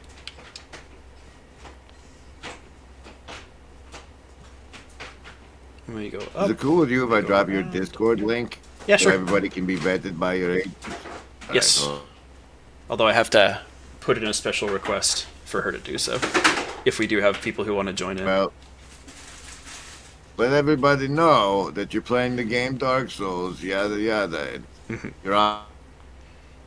Well, and we were talking about arbitrary code executions and genie lamps and stuff, but I think we've moved past that a bit. We could bring it back up as a topic, though.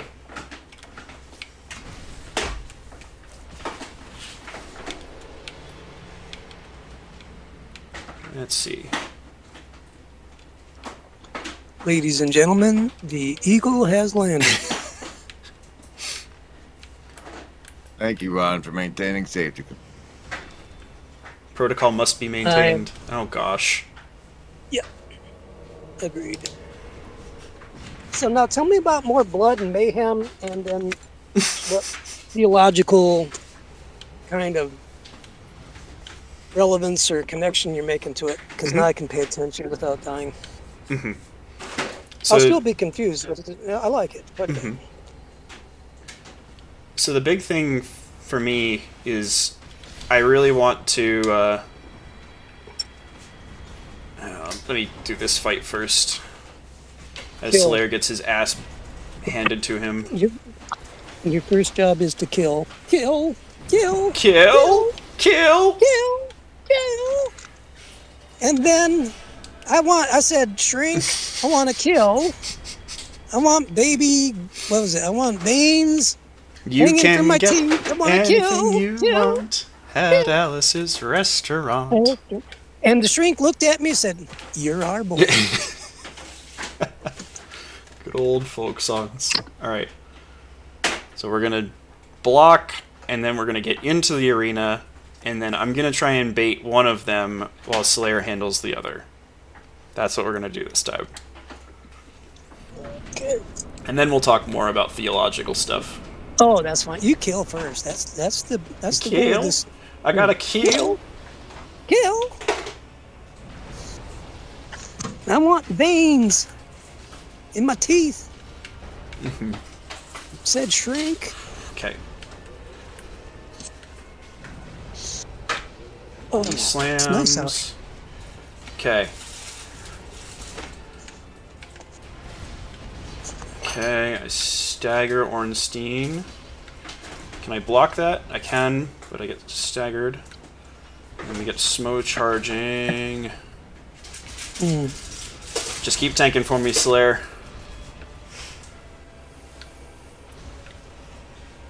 Ornstein's almost dead, and I get the kill. And okay, and this is the other thing that's so much fun about this boss fight, is that once you kill one of them, then the other one absorbs him.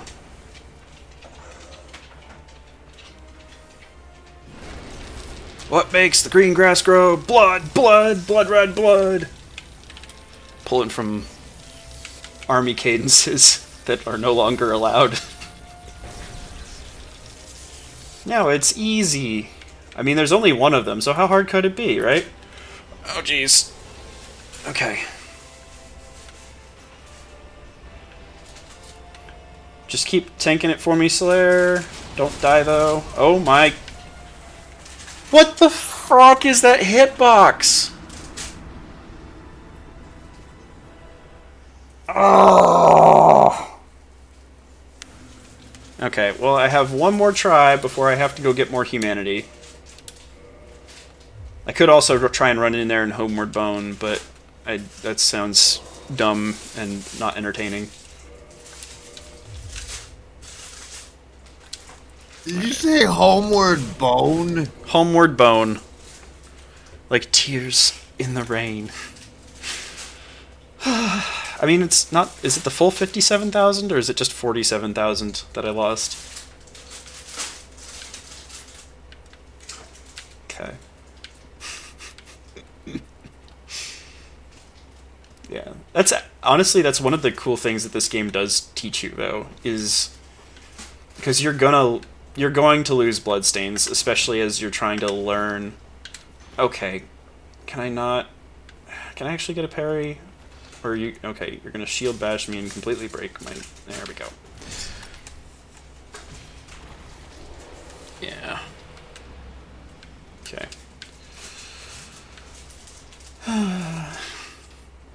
You kind of get used to the fact that, like, you are going to lose souls, and if you get too hung up about dying in a particular instance, that's actually one of the real ways to go hollow in the game, is like you get so frustrated with yourself and with your own misplay that you just don't want to even touch the game anymore. And like, that's going hollow.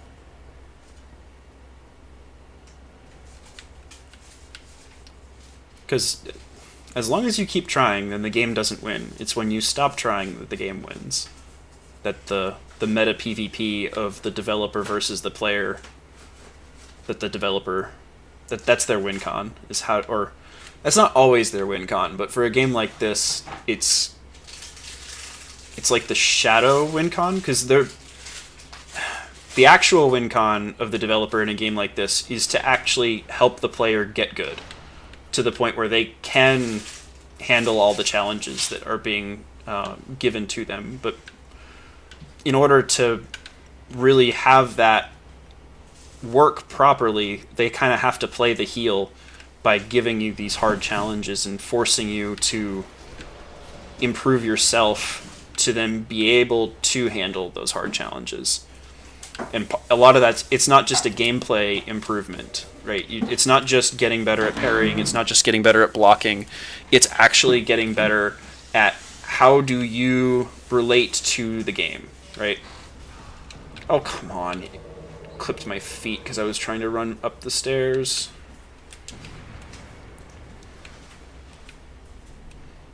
Because honestly, that's the hardest part of it all, is like, how do I think about the game? How do I mentally engage with the game rather than just face rolling or face tanking, or thinking that I just deserve to be better, right? Like that I've put in so many hours, I should deserve to not get killed by a shield bash, right? But that's not how it works. Not even close. Okay, I can go and I can pick up that bloodstain and I can get the humanity from it, and then I can unhollow. And that'll... If I can't get it on that try, then I have to go and do something else. Buy humanity from someone, or farm it from rats or something. Humanity, he said. Yeah. Is it some, like, reverse thing? Is Discord making it mirrored and satanic? This is weird. Sweet. Oh! Right. Discord making the the stream of the game mirrored? No. The like the camera in StreamYards and the camera in Discord. One's mirrored and one's not. I think the Discord one is the mirror. Probably. Let's see. Oh, because it looks different from how it normally does. Yeah. That's probably Discord mirroring it for... okay.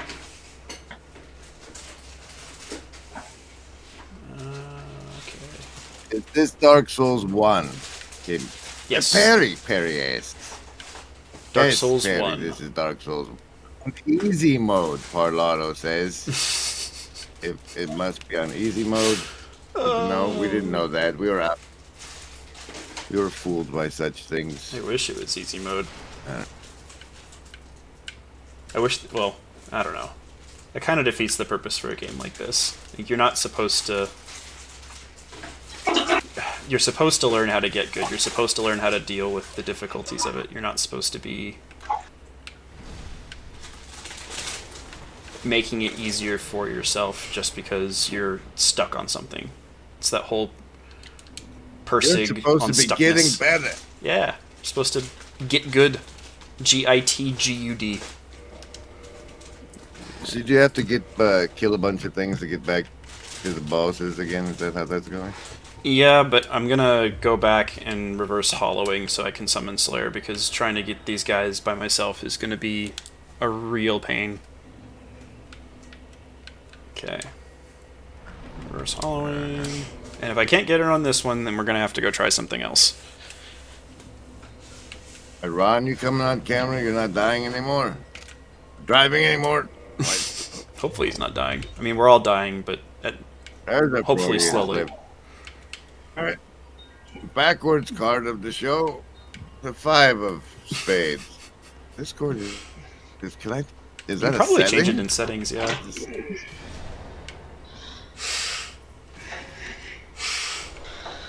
Okay.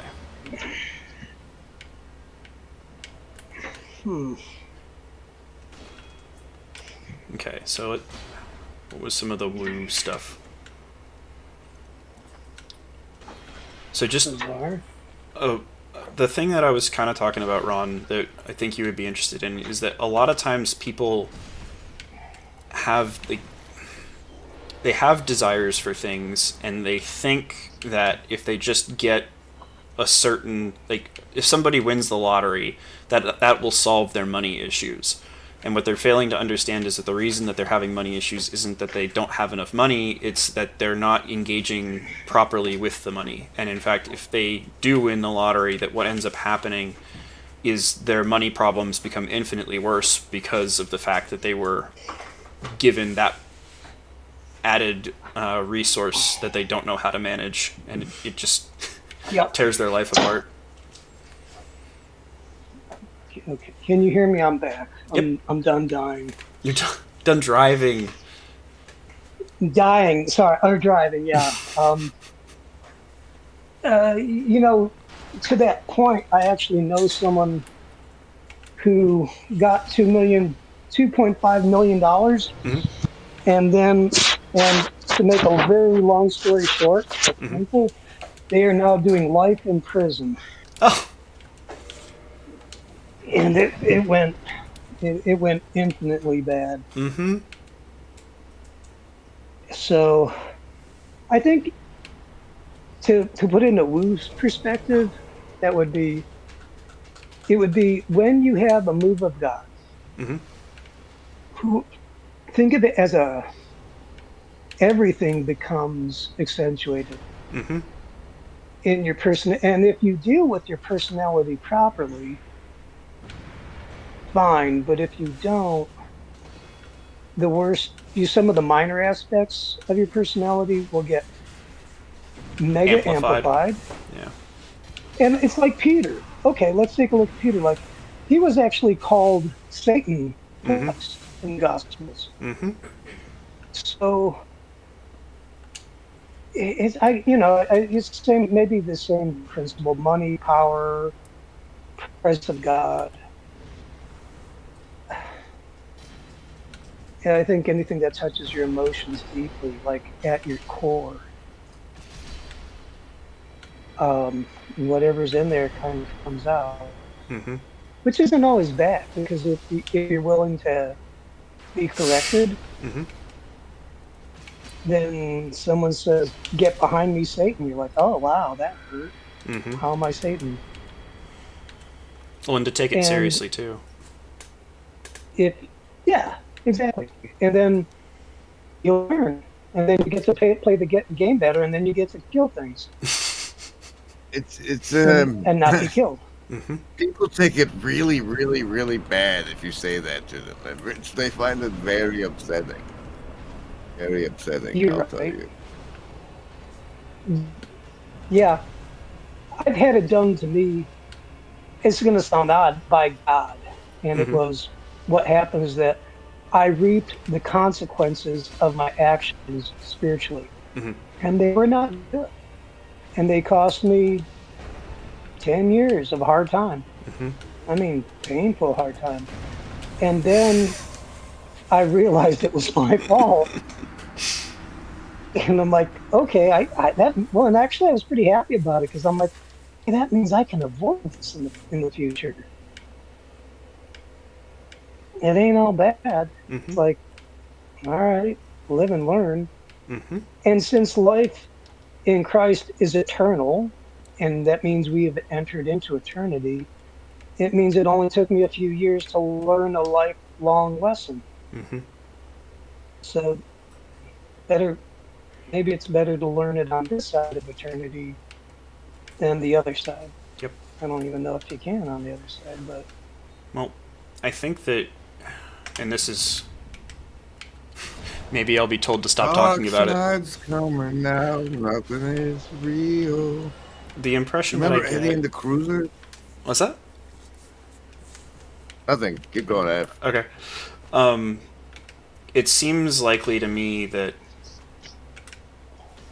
like, I don't know, reincarnation just makes a lot of sense to me. That you're supposed to what? supposed to polarize in one direction. So eternity is kind of like this thing where it's like, okay, you can be stuck in the cycle for as long as you want to be, or you can Yeah. break out of that cycle in one of two directions. Okay, I got it. All right. Yeah. Okay, I see what you're saying. I thought, okay, that what you mean by reincarnation? Yes, As that you're Oh, supposed to be okay. learning something, and that for as long as it takes you to actually learn that lesson, one way or the other, you're gonna keep going back through it again and again and again. However, that ends up working Oh, out. okay. Yes. Okay. Can I rephrase that? And Mhm. this is a joke, but true. Mhm. You will never fail a test with God Mhm. because He will allow you to take it as long as it takes for you to Mhm. get it right. There's only victories and yeah. Anyhow, because when you said reincarnation, I got triggered. Mhm. Like I'm like my ex-Buddhist allergens kicked in, but we're okay now. Mhm. No, Tell us about those, Ron. Tell us about the ex-Buddhist allergen. Mhm. Um. Why are Well, you a blue I was. thing? Why am I? I'm sorry. Broke up for a split second. Why am You're a I? blue thing What was on that? the screen right now. A Oh, big blue you know thing on that. the screen. Yeah, I know that was just given to me by the Discord gods. I had nothing to do with that. I just signed up and it was there, and I'm like, Brought oh, to you by okay. Tencent. Yeah. Well, if you'd like to So show us I your had pretty no. face, we'll take it. We'll take it. But I'd like to know more about these this triggering you had on the Oh, reincarnation well, term. sure. Okay. I was a Buddhist for 20 years and I was on my way to a Zen monastery and I took it seriously and I believed profoundly in reincarnation. I mean, I was all in. And long story short, met Jesus and had a face-to-face with him. And part of the experience, the encounter, was meeting the spirit of life. Because not only was I a Buddhist, I believed pretty much in abortion. Mhm. And because I was all about reincarnation, I'm like, well, if you have an abortion, you come back. You know, it was, I really thought that. And Mhm. so, me, Let me know when so you get to the then, boss, man. I mean, I have to go get humanity again, so it's gonna be a minute. So, Yeah, I know it's gonna be a minute. I'm saying let me know when, because right now we're on super grid mode and everybody okay. can see us. I'm sorry, Ron. Continue. oh, you're fine. Yeah, you're fine. Because there's a game to be played here. So, Indeed. so anyhow, so when I met God, it was by infinite power and love that first transformed me. Mhm. And then when I met the spirit of life, which uh, that's the only way I can express it. I didn't see it. It didn't. I met it. He allowed me to encounter it, Mhm. so that, and oh, the thoughts that came to my mind immediately. It was so cool. It was like, wow, um, God's God's the one who gives it to us, and He's the one who will take it away. Mhm. It's not for us to interfere with. Yep. Well, and And Yeah, like he might wait till so, you're 70 before he makes like lets you come to him, right? There might be a you're but- stuck prodigal for a while, or maybe you're a tear ah, this whole time. No, no, that's well, the here's that's the the way thing. I'm If you're a wrestling things terror, from. no, here's the thing. If you're a terror, you would be producing. The thing is, okay, no. If you think you're a terror or a prodigal, unless you're an absolute willful sin and you just don't care and you're kind of laughing about it, you're probably not. Mhm. And Mm, let's say you're probably prodigal. not hypothesis. Yeah, well, because here's the thing: if you think you're doomed, you're the one who's probably not doomed Mhm. because you're concerned about being doomed. The one who really is the one who's thinking, "I'm okay. Mhm. I am a Pharisee and I tithe and I give and I thank God I am not like those heathen game players because I'm a holy kind of guy Mhm. and I do what's right. I look good and I act good, so Mhm. I'm okay." I'm okay, And and the so ones is who, Mark D. Parker out in the hive mind. How you doing, Mhm. Mark? Hey, Mark. well, All right. It's so that's why I was triggered on the the reincarnation, reincarnation. just because of my experience with God. Well. I just don't want to take him off. Mhm. Not that I haven't, but I would like to not purposefully go So, off the what about your reservation. experience with Jesus put the poo poo on reincarnation? Pretty much, yeah, No. What Oh, about why? it though? What in a about nutshell. like Mm. what makes you think Jesus isn't pro reincarnation? Well, because of my experience, I realize what I, okay, because it's very subjective. But when I met him, it was, it's not,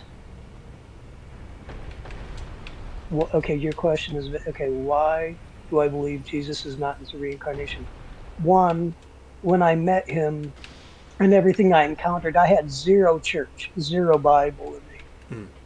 My encounter, when I read the Bible, I'm like, yeah, doesn't everyone know this? Like, I met him. Yeah, it makes sense. Love your neighbor. Don't kill each other. Blah, blah, blah.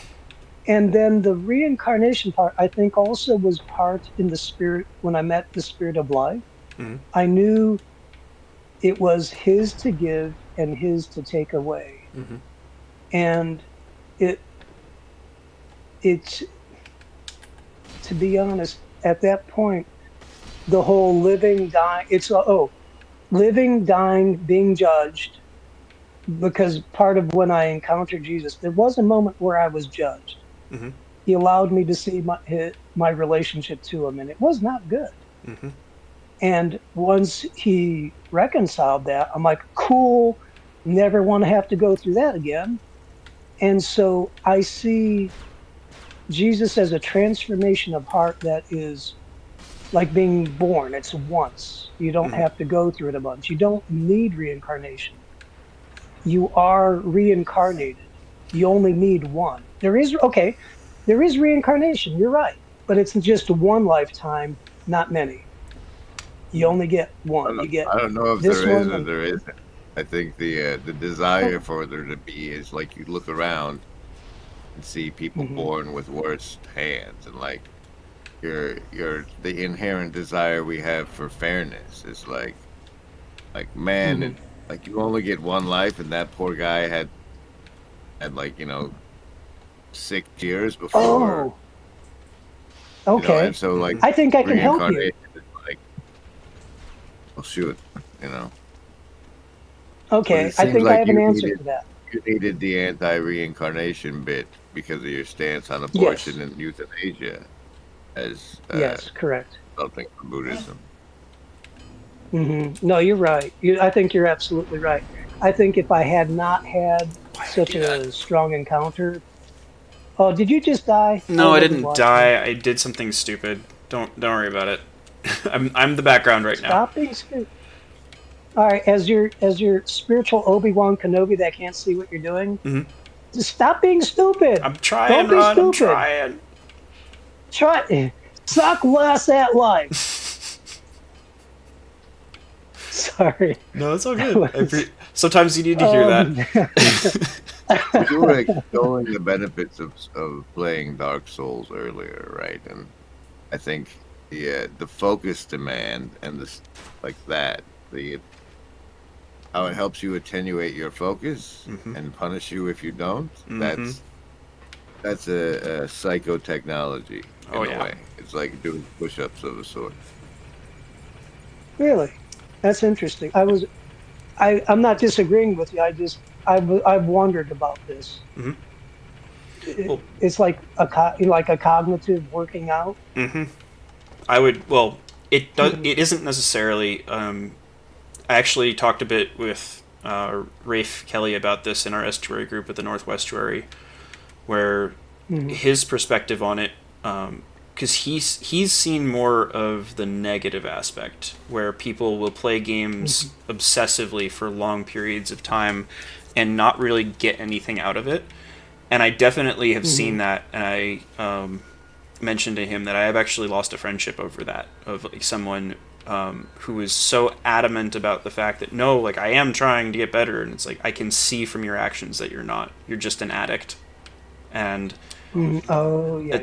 it's really hard to be able to make the distinction between. I do not find Okay, pyromancy but can you unsafe.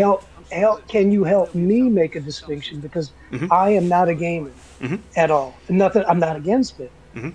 But so instead of black pilling it, what is the white pill version of gaming? The white pill version of Dark gaming. Souls is about as white as pill. Well, Mhm. Sid Meier and Dark Souls are Mhm. probably the best white pills gaming has. Mhm. Oh, hey, How Joy. so? I Except mean, I'm asking because. Mhm. Also, now we live in an aquatic land quick where the pause. internet is. He's gonna Yeah. say the line. Oh no, he didn't. Well, maybe he'll say it the next time I say goodbye to him. Your game volume's way too down anyway. Oh well, you have the subtitles. Laurentius is the one who says goodbye, then be safe, friend. Don't you dare go hollow. So Oh, Oh, he's the tagline NPC right there. yeah. Back, we'll reshoot.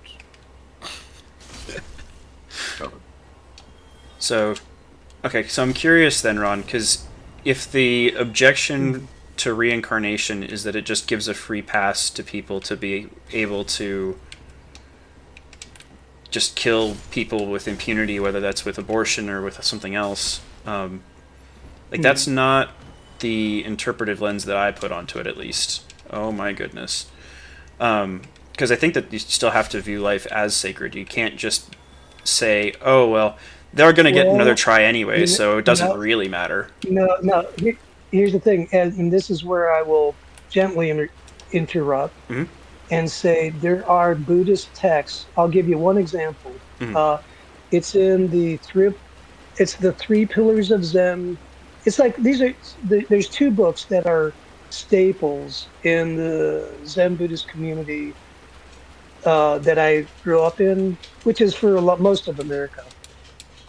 One is Zen Mind's Beginner's Mind, Mhm. and the other is Three Pillars of Zen. And for the most part, you're not going to see anything sketchy in them. Mhm. But in the Three Pillars of Zen handbook, Mhm. the text manual, they have testimonies of Buddhist action to support the Buddhist gospel, the Dharma. Mhm. So, and one of the examples is where a Buddhist priest is on a bridge talking to a lady with a child about the Dharma. And Mhm. to prove the Dharma is correct, he takes the baby, temperance of life and all that. He takes the baby and throws it in the river. And this is an actual sanctioned text, Okay, and I'm that's... not, I don't like I'm that. not making this up. No, I don't Yeah, I think mean, you are. so and that wasn't even a Buddhist or a Christian. When I saw that one, I'm like, dude, that's messed up. Mm-hmm. So that one scarred me. That one I couldn't let go of. So Mm-hmm. when when talking about reincarnation, I guess I'll pull the Bible says Mm-hmm. there are doctrines of demons. Mm-hmm. My thought is, like, okay, I'm sorry, but it's a doctrine of demons. Mm-hmm. It is appointed once to live and then go to judgment. Mm-hmm. There might be some wiggle room for the Catholics. We can argue about that. Mm-hmm. But from what I'm seeing is there is reincarnation. Oh, and by the way, in Buddhism, it's different. Mm-hmm. It's transmigration. I'm sorry, not transmigration of the soul. You are Afriel. Mm-hmm. When you die and go before God, you will still be Afriel. Mm-hmm. In Buddhism, you are small drop of water going back to ocean. Mm-hmm. You are, and it's two. There's two different things going on. Mm-hmm. One is your identity is who you are, whether you're either Lucifer or Satan. Mm-hmm. You're still the same critter. If you're a cherubim, you're a cherubim. If you're a human, you're a human. Mm-hmm. Buddhism, very different. Mm-hmm. It swims a lot. So, you know, it, so to Grimm's question, why do I feel this way? I would have to go my encounter and scriptures. That's the reason for my position. That's about it. Are you still open to people who do think that it might be the case, though? Like, not... I'm sorry, you robot. Not to say that you... He thinks you're preaching back at the demons. Oh, he's is not that what still that... open to it. Well, what I mean with that is, It's like... triggered. He said it was Is, triggered. is there... Do you see that there's any possibility of somebody... Because, I don't know, the way that I kind of see it is, like, it seems to be true to me, but at the same time... it's not something that I care to take for granted. That if I just take it for granted that, oh, I'll get another try, right? I don't have to try so hard on this one. That to me is a really, really bad attitude to have, and that is very much headed down the negative direction. You want to That's you why want to they hear put something in that hilarious? They put in that safeguard. They're like, hey, hey, if you do a good job, you'll go higher up and maybe get off the wheel one day. Mm-hmm. Right. Okay. The reason I'm a Christian today Mm-hmm. is because when I was a Buddhist, I threw away this life to become a Christian. Mm-hmm. I was at my friend Jennifer, who she, she's a great. She was able to talk to me on my level. Not mean, but she was pretty sharp and hilarious. She goes, "Do you believe in reincarnation?" And I go, "Yes, I do with all my heart." She goes, "Fine. Give your heart to Jesus this lifetime. If it doesn't work out, you can go back to Buddha." And I'm Good like, one. "All right, what the hell?" Yeah. And I liked her so much as a friend. I'm like, I really thought, so I'm like, what the hell? Let's Mm-hmm. do this. But when it came to trigger time, saying the whole, saying I'm in one Jesus, it was, I felt like a betrayer. But to your point though, Mm-hmm. when you said people can do foolish things because they have multiple lives, I was actually one of those guys Mm-hmm. who was doing foolish things and because of it got saved. Or at least that's how Mm-hmm. God used that gambit. Because I'm like, yeah, what the heck? Mm-hmm. You know, it ain't gonna, what's one life? So it's funny. So that's the That's white so pill That's ironic. version why of we call you. That's why we call you Saul Copperman. Is because you had the road to that. Damascus intervention. Like Mm-hmm. most of us don't get that. Yeah, It's I howling into I a void, realized chasing that. synchronicities. Uh, it's a blessed I intervention. Yeah, it is. It was. And to be honest, I devalued my encounter and I didn't take enough stock in myself. And I'd always put myself second to Mm-hmm. everyone. And it was improper. And so now I'm learning to share it, Mm-hmm. but I think with those who understand and are willing to hear it. And I Mm-hmm. think and I hope it's of some value Mm-hmm. I think it is. because I realize, yeah, cool. No, and I think, and I feel it because, like, when I talk with you guys, I don't feel like I'm throwing my pearls before swines. Mm-hmm. There's actually yeah, this is going to sound odd, but the hardest time I've ever had, most time, has been in church. Mm-hmm. And I'm not putting down church, but dude, I've taken more of a pounding there than anywhere. It's, I am an odd duck out. And I'm like, dude, it's church. Why why am I the odd duck out? Like Mm-hmm. this ought to be happening more. Mm-hmm. And I am seeing it a lot in the new age and hallucinogenic community. Mm-hmm. Um, People are having bad trips, meeting absolute evil or existential zero, and then and they're like, "Oh, dude, this ain't happening," and they'll accidentally call on Jesus and he shows up. Mm-hmm. Or the new agers, I'm seeing it a lot where he is sovereignly going in there and ripping people up, like Mm-hmm. really saving them. Um, so I'm seeing that my experience,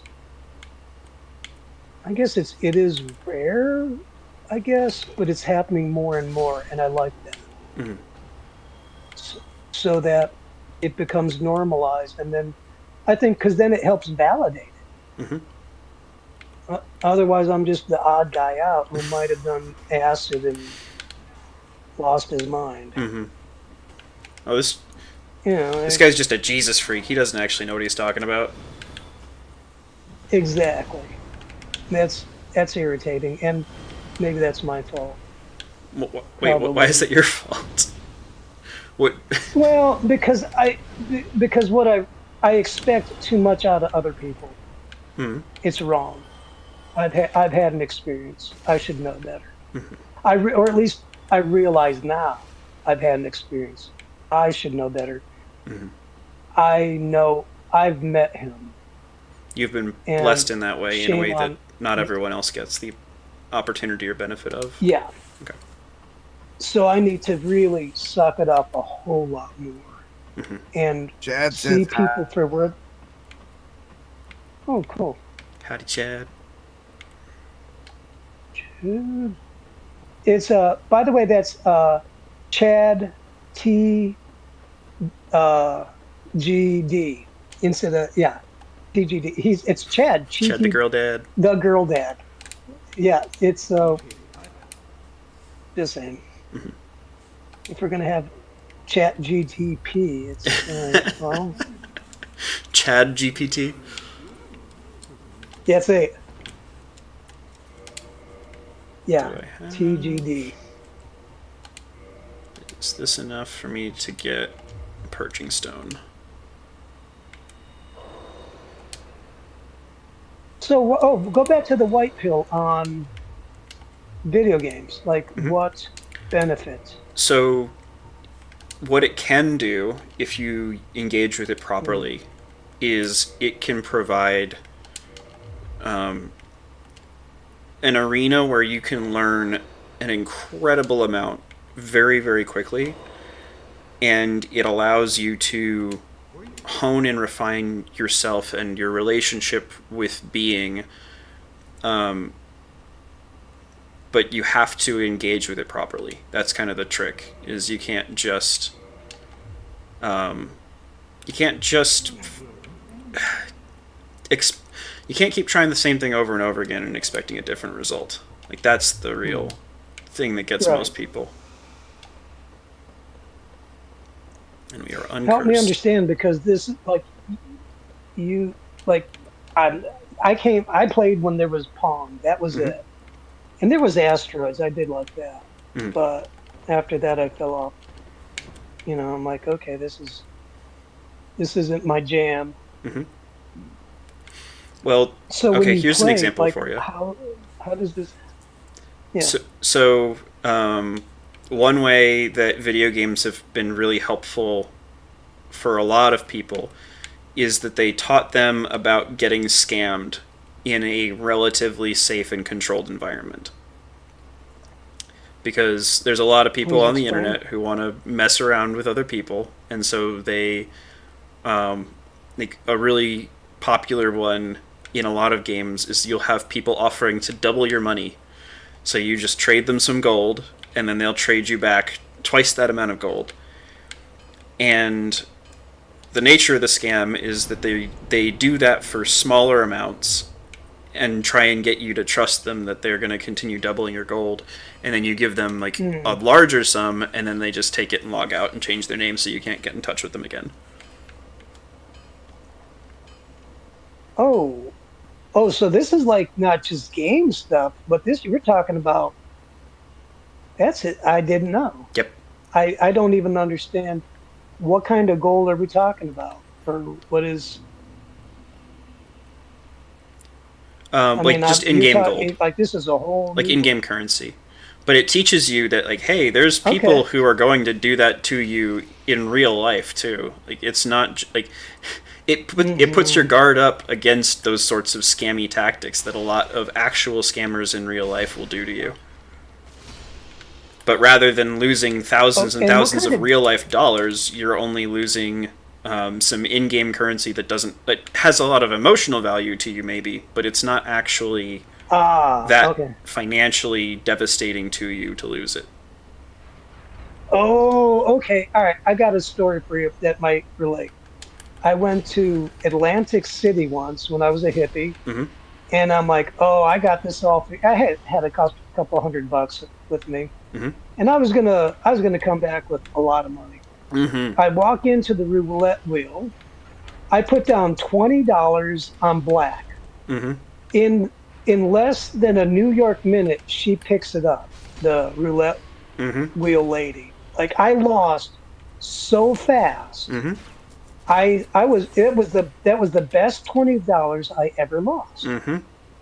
Because it revealed to me just how much I didn't know. Yep. And how bad I was. Okay, so maybe. How much worse would it have been for you if you had won?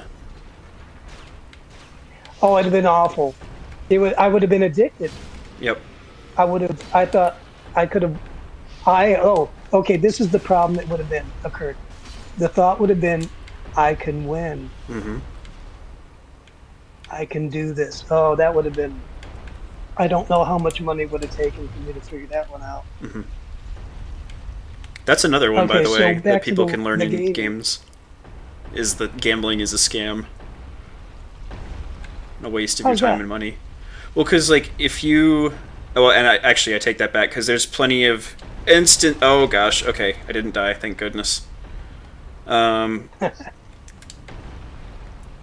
so well, and that's kind of a tricky one too because you have instances of stuff like Counter-Strike Global Offensive is particularly notorious for it, where you have people opening loot crates and stuff like that, and then as a consequence of doing that, they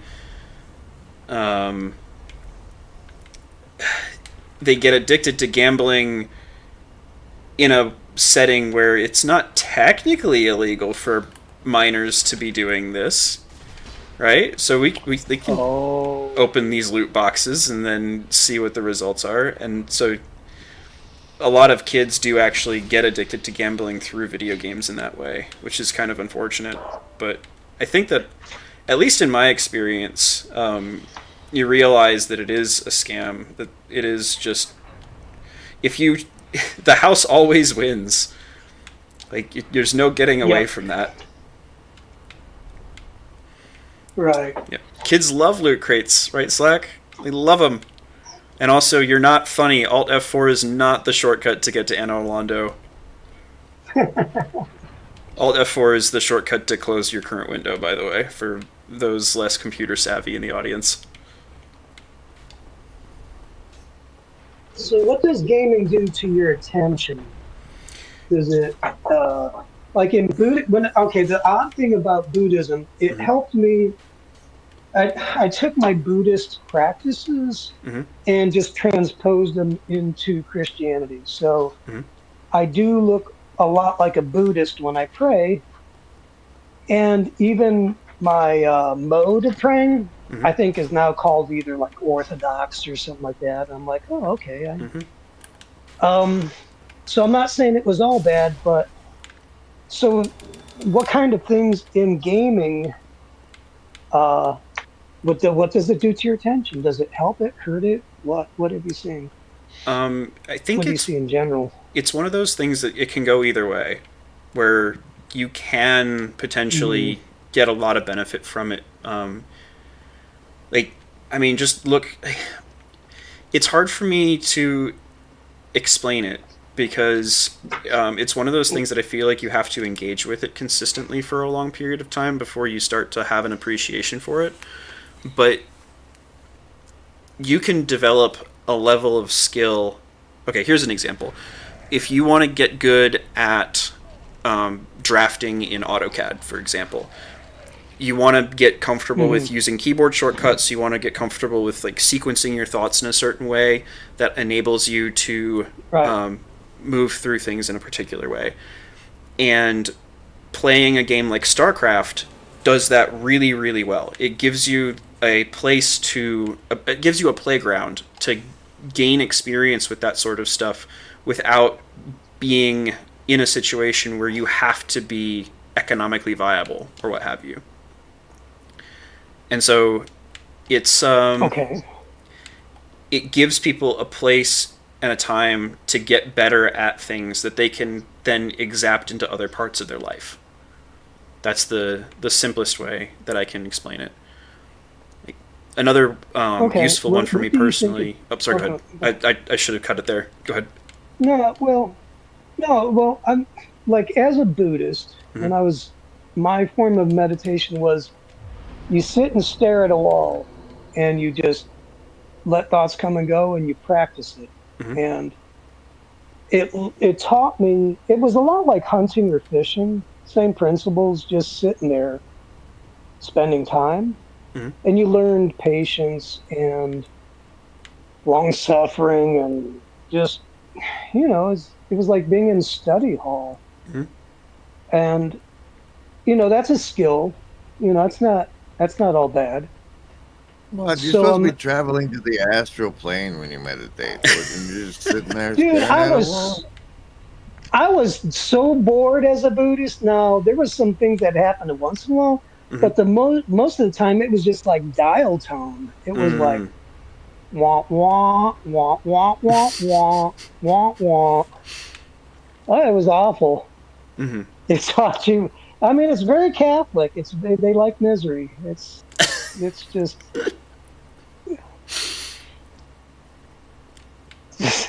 They like Shout it's out to the very Catholic No, Romans. gaming is heroin, Ron. Gaming is like doing heroin. Okay. mm. Uh, it's super normal Okay. stimuli. Hmm. Like Mhm. uh, it's like playing Overwatch.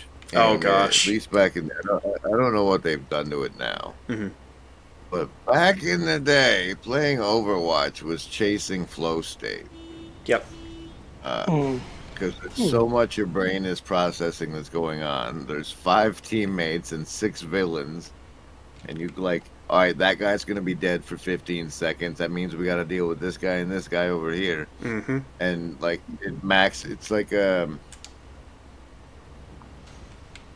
just it stretches your attention sphincter to its maximum, and it's and you either enter a flow state and get out of the way, in which it's the best ever, or like you die and get frustrated and break your controller. So, Yep. I mean, Okay. So it's.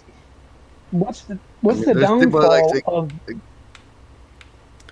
The flow state I is just a want to say very artificial one, and you can get into it in such a way where you're not actually getting any benefit from it.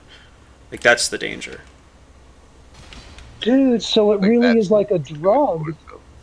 Yep. Is it okay? This is going to sound odd. Is that almost a spiritual condition in a negative way? It can be. Yeah. I Like. don't know what you mean by condition. Like I would justify playing Well, Overwatch by playing Reinhardt and saying that I was teaching kids about teamwork. Hmm. So, but I was doing it to be in the flow state. Mm. The real Being underlying in the reason. flow state. Right. Yeah. Like that's so much better. So, Yep. but like gaming is is a it just broad thing because like playing chess offline is gaming. right? Okay. Yep.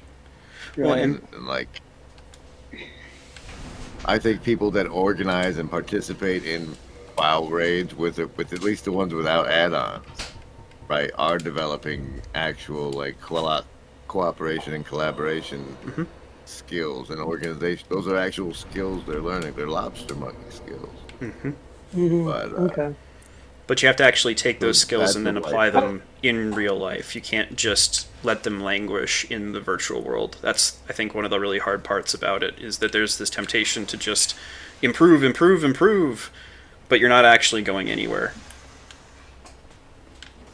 But the thing, the rub is that as we came online with the internet, we came online with the dot-com bubble and the internet businesses, and the fact that the financial system is so ingrained with the internet, like making better crack video games is like people can start and pursue careers in that. You know, Well, I mean, see, Right. that's last stream and freaking Slack posting a screenshot to the Green Room Discord of him with like 2 or 3 different idle games going at the same time.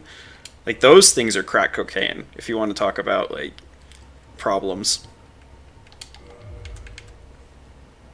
like Cookie Clicker and Antimatter Dimensions and stuff like that. I have no idea. Those are beyond my. So I haven't been to those depths. That's good. Stay away from them. You knowing your personality, it would not. Well, it would end okay, and that's one of the interesting things too about those sorts of games.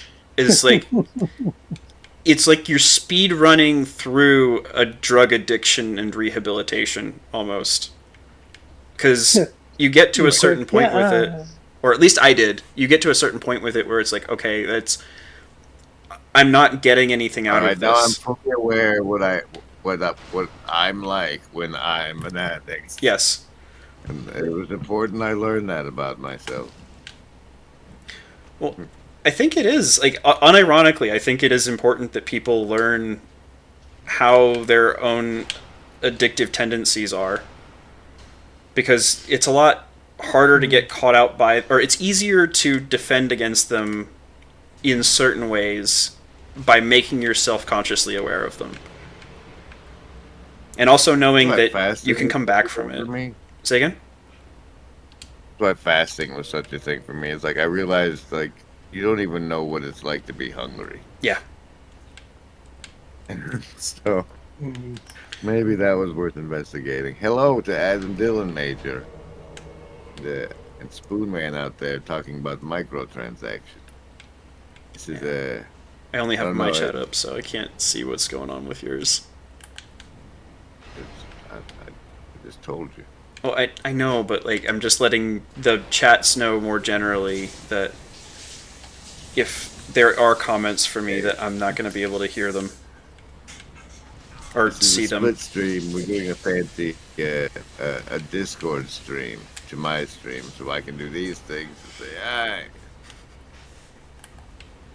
It was fun last week. We were trying it again. Mhm. It was last week. Felt like last week. Anyway, focus.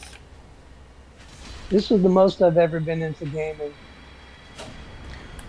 Well, it's the thing with games, especially like less so with this one because you can kind of tell what's going on just without having much experience. Like it's a guy who's going around and hitting people with a sword, right? Like that's kind of self-explanatory. When you start doing things that are more complex, like Overwatch or League of Legends, it starts to get really challenging and difficult to actually enjoy them or appreciate them without having a lot of prior knowledge. Kind of like D&D. Yeah, like Oh, D&D, you can have Warhammer fun with 40K. me. You got your first day. League is toxic. I mean, it's just the depth in the subculture. It's like the hobbies and monetization have crossed in weird ways, as well as like when I discovered the existence of Twitch, man, that was. Wait a minute, what the? People will watch other people play a video game. And there's pay them something for going it on. too. That's probably the Right. wildest part. Right. I forgot. Yeah. That's a Should new talk about career path in this automates. world. I should talk about what? Otomes. Otomes? Oh my gosh. So, Grizz, are you familiar with otomes, or do you know what that word is? Well, I'm an old man now. I don't have to be familiar with things like that. So that's the Beauregard Strawberry version of dating, where you have a dating simulator. There was a couple. And What? basically you have people being baited into spending oodles of time, attention, and in some cases money to gain the love and affection of a fictional character. It is. And It can be a skill set, though, right? Oh man. I mean, the thing is, what was lost is how to relate to another human being, and that's a simulation. So, like, the people that play that may be better off than those that don't, given no other human interaction and only screen time. Maybe, but it tends to provide somewhat toxic expectations of what dating life and how to relate with other human beings ought to be like. There's a lot of like gift spamming and things like that where the expectation is, oh, if I just give lots of gifts, oh, I'm on my own now, that's gonna be fun. Yes, that glowing guy was a kind of pet, Adam Dillon Major, and he didn't take care of his pet. No, I did not. And now he's got to face Fat Drum Man on his own. Oh, he's taking out the pillar. That's not a good sign. Maybe the roof will fall. Oh, big fat jump. Oh, roll. Oh, maybe you should drink some of the not die. Some Sunny D. Yeah, there you go. Yeah. Have Actually, some let's of that to try. see- How much damage can I get off with the glove here? No, now you got to see if if the roof will actually cave in if you let him. No, it doesn't do that. Oh, that's a tiny, tiny sliver of damage.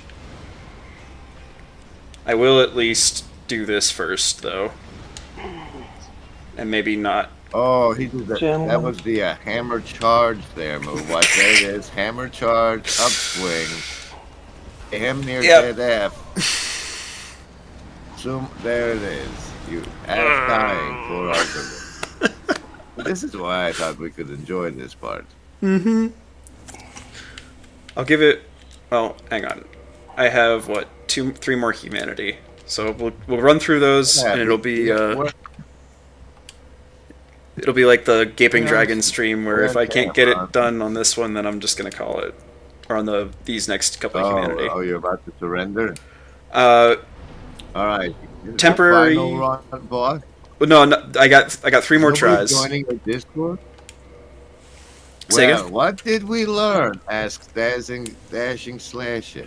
What A did you learn from that experience there, eh? couple of things I learned. The fat One- man. I mean, the main things that I learned were don't let Slayer lose as much health when fighting the giants in the entry corridor, because that would if he'd been able to stay alive and help distract against Smo, then that might have helped. I may also try and kill Smo first instead of Ornstein on this next one, but I'm not sure if that's actually a good idea. I think Ornstein is generally the better one to kill first. And yeah, Why would you try on an alternative path if you think that's the best way? well, maybe, Do you yeah, wanna that's a show good us point. I'll give it a try. fight? Because if it hasn't been working Gentlemen, well, then you should try the other way first before you just give up on it. I think Ron's trying to make his exit. Oh, okay. I am trying to make my exit. It has been fun, Hmm. informative, and entertaining watching you die or almost die. And Thank with you. that, I will say good night. Good night, Ron. Good night.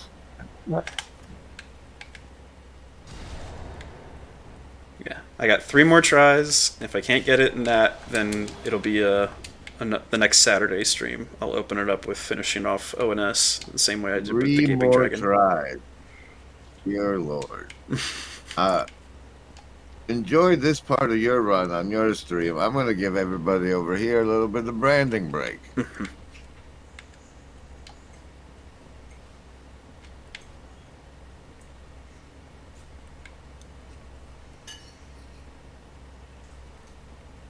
Moment of quiet.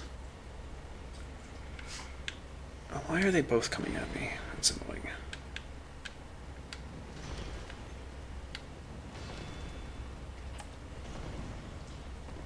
That was not where I wanted to go. Maybe we'll just go grab Solaire. And then get the Silver Knight.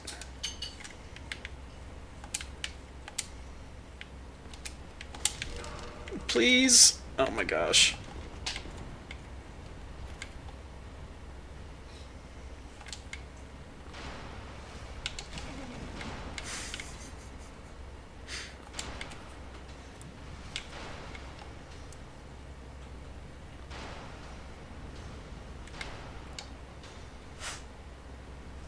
That's right, delicious branding, so you know where you're at. Welcome, everybody. I think you. F. Mm. Theory crap for you here. Mm. What if you quit streaming your camera self and your microphone self to your Discord, Mm. and instead join this StreamYard over here, where I'm streaming your gameplay Mhm. on the Discord, and we're instead in the StreamYard's video. That might be worth a try. Let me take one up the butt first, apparently. That was graphic. I mean, graphic. yes, it was graphic. I'm gonna just try and run in here and It ignore the rest of them, and It looks like Mark hopefully D. Slayer Parker follows was me. only around to join us for to hang out with Ron, and without Ron here, he's just going to advertise and run away. That's fine. Fine. Watch on the House of Who, where the Monopoly Man and Ron Copperman may say woo on occasion. Mm-hmm.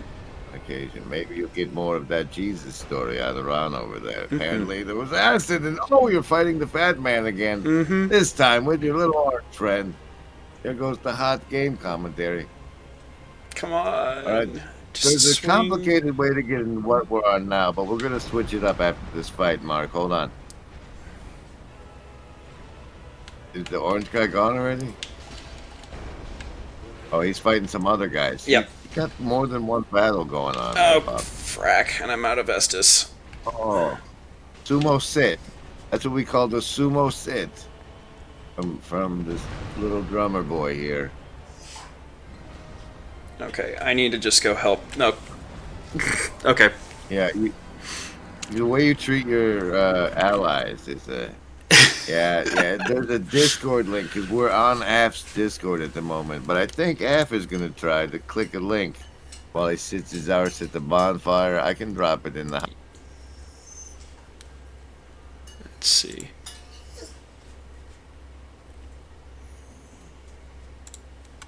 Oh. I'll stay in voice until we can get that working. Hang on, let's see.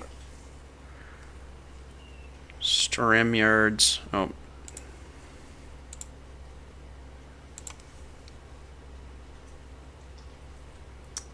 YouTube.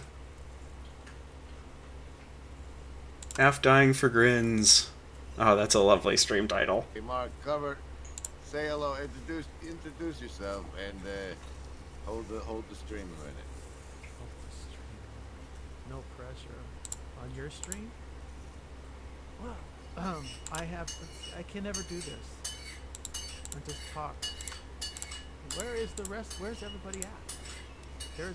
So. Okay, this is all gonna get clipped. There it is. Well, at least we have people back. You two can carry this. Apparently, we're not gonna watch F die. Carry anymore. what? No, hang on. I still have to pull it back up. Well, we can talk about an alternative view to Buddhism and reincarnation. No, yeah. I think Ron has a certain perspective. I respect it, but I have a different one. Okay. So we could discuss that, or we could discuss whatever you guys want to talk about. I would love to hear your perspective on that alternative take of Buddhism. Well, I mean, for example, there's no question there's some far out nihilism in Zen, but it's not all that. It is very much dependent upon certain teachers and traditions. But you also have, like you mentioned, the fable about the Zen master who threw the baby into the river.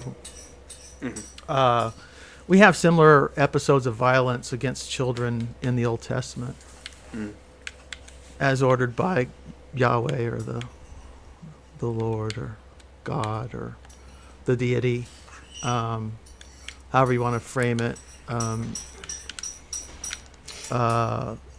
So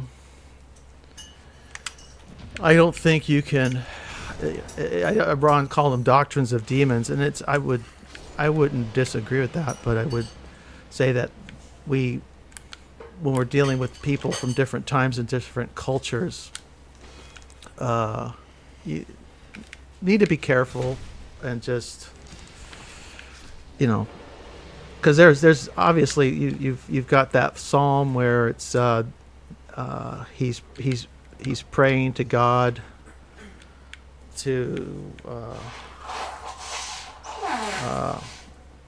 dash the little ones' heads against rocks. I can look that one up if you want the exact reference. There's also it's there. There's no question it's there. Of course you have the plagues in Egypt, where God kills the innocent firstborn of the Egyptians to prove a point. So there's no shortage of horrors in ancient texts and religious traditions. The question is what are people what are people grappling with, and what are they trying to communicate when they bring these things up?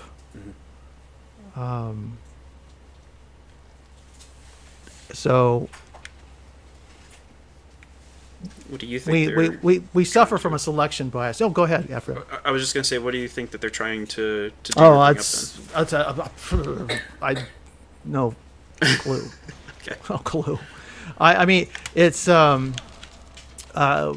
we suffer from a kind of I don't know what kind of forms of you have all these different categories of cognitive bias that we engage in.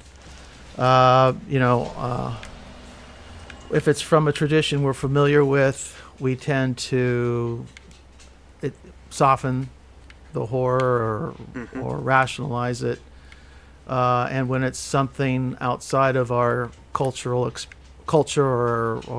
normal experience, we magnify it. So I would say just be careful and don't have to rush to judgment and say this is all Buddhism, because the tradition of Buddhism I was involved with was Tibetan Buddhism, and which is a variation of Mahayana, and it's with big emphasis on the Bodhisattva, which is very much a Christ-like understanding of what is the pinnacle experience, with a big emphasis on compassion and wisdom. So it's and in fact you cannot, and the value of life is extreme.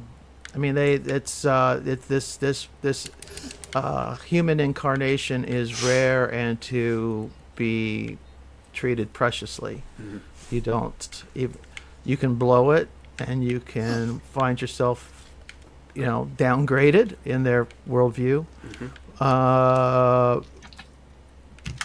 So do right, and karma is very much, their concept of karma is very much one of judgment. So you live this one life, you are judged, and karma is it. You make the life you are the life you've chosen. Well, the thing with Ron was like, people get to where Solomon had them cut the kid in half in the Bible and wig out. It's like would be the same thing about the wigging out. That's Sure. Story. Sure. Right? Well, and I love Ron, and I don't want that. I'm sorry that he's not here, so I could talk to him directly. We'll talk about it, no doubt, in the House of Wu, because it's just we do have a very different. He feels saved from Buddhism, and I feel more saved through it. It's just part of one of the paving stones on my path. We got Adam Dillon trying to bring up gender dynamics, and I'm like, no. Jeff the shoulder serve says, not the gospel according to Buddha. I don't know what that means. Either. It's funny that, because I watch you and Ron on the House of Wu, and me and Af are like, you think that's Wu? Let me tell you. Let me tell you about 3 people in Kentucky or whatever. Sure. Yeah, our Wu is pretty mild right now. We've not really done much Wu yet. What? Tell me about the 3 people in Kentucky. It's you know how John Vervaeke talks to Hermes. Yeah. Well, imagine about an entity so special it takes 3 people to talk to instead of just one. This is the kind of channeling you're talking about? Yes. Yeah, that Hermes at first did give me the willies.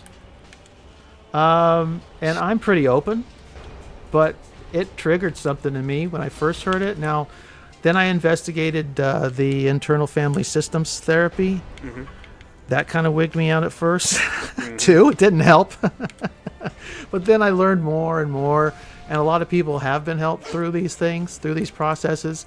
And the more that I listen to Vervaeke, and he seems, whatever is happening, I'm watching some of those clips with him in the gospel panel discussion that Peterson's having, and he's doing a lot right. So whatever Hermes is bringing, is it a demon? Or Are is they it? all? I So- mean, how are we gonna tell? How are you going to tell? Well, by the fruits, right? By the fruits, you'll know them. The concern that I have personally is that, from my understanding of Hermes or Thoth or whatever you want to call it, are you kidding me? Sorry, I just died again. You're like me. You can't multitask. I can't talk and No, do he was anything. just censored. Yeah. Well, Oh, you do got we want to censored? consider that as censoring? He Or- invoked the deity, and the deity said, "Yeah, now you're dead." Shush. I don't know. But okay, well, I'll say No, it but the anyway, and I'll fruit- be cursed for it. Whatever. The three people in Kentucky or wherever are Carla and Don and what's the one I like, the transcriber fella. I don't remember his name. But by the fruits has always been my warning away from it because Don ends up dying. Well, not just Or the dying, but self unsubscribing. yeah, and so. It's, So what were you going to say though, Raphael?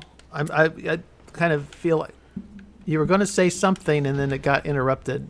I was gonna say that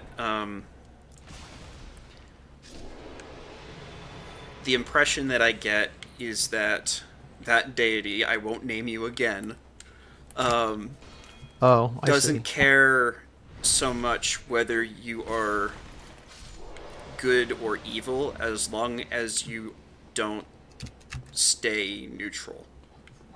Because the game has the impression that I get is that it figured out that it's way, way worse for the game to not progress than for the game to go down a bad path. If that makes any sense. Well, you know, that's really interesting. You're using the word game, and I jumped on for like 2 minutes on Christians at the very end of Christians live stream today. And it's the stuff that it's been stirring in me just the last few days with between it has partly something that Vervaeke and Pajot said, and then something then with PVK's metagelicalism, and the word orientation just seems to me the right way to approach the subject of salvation at this point, because the old system of salvation was very formulaic, right? The Billy Graham crusade, the 4 spiritual laws or truths or whatever, you'd follow a pattern, get baptized, be saved. You know, once saved, always saved was kind of the evangelical mantra for the 70s, 80s, 90s.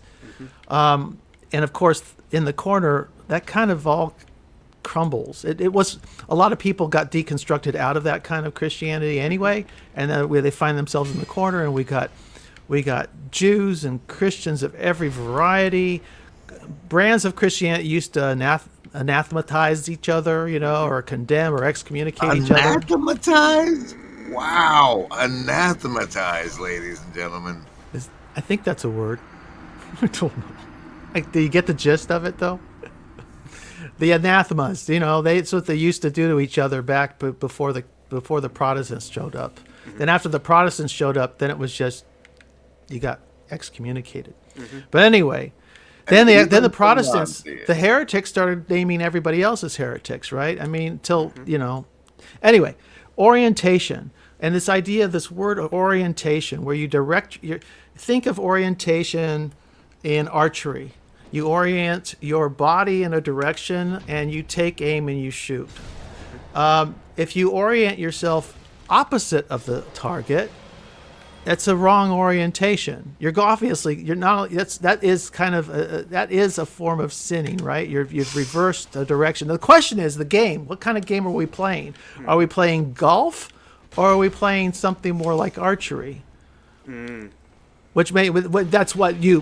was a very long-winded way of getting around to what you said. This idea of a game. You know, is it golf? Is this spiritual game we're engaged in, where you're moving the ball along until you sink it, or is it you're really aiming at a target? Well, that's the thing, right? Is that this Kentucky shit gives a blueprint that says, okay, the game is you pick a side and lean hard into it. And those sides are basically, the power of your heart to love. You can reciprocally narrow that onto yourself and make it to the next level, or you can open it like a flower to everyone around you and make it to the next level.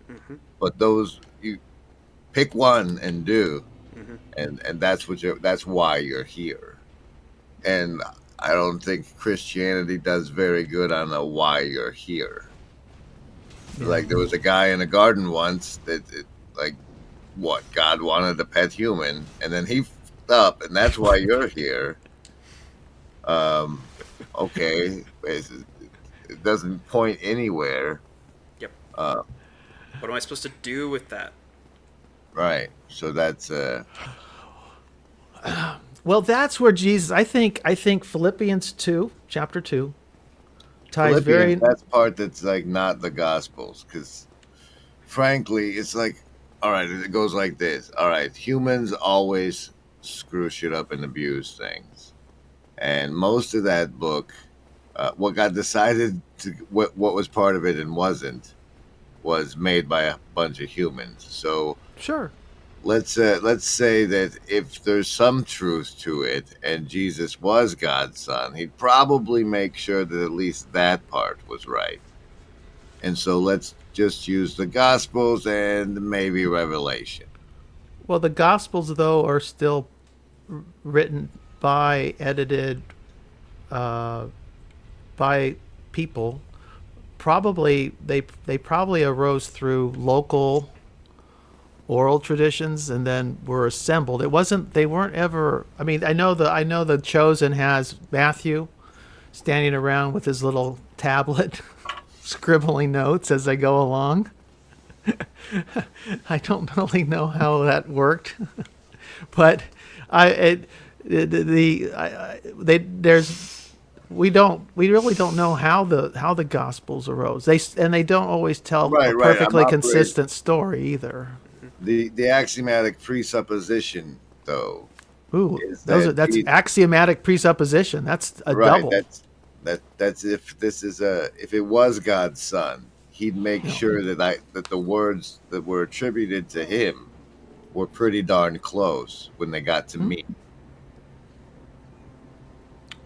Well, this actually makes me think of Sartori's comment about QR codes and this sort of like you can reconstruct the data even if it's been corrupted a little bit.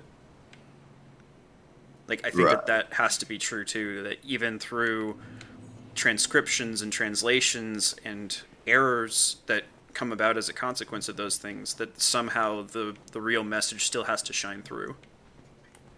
Well, if you can go in your closet and pray and God will start talking to you, that's... Well, be careful with that, because there's a lot of times that people think that they're hearing God, and they probably aren't, based off of the things that they're hearing.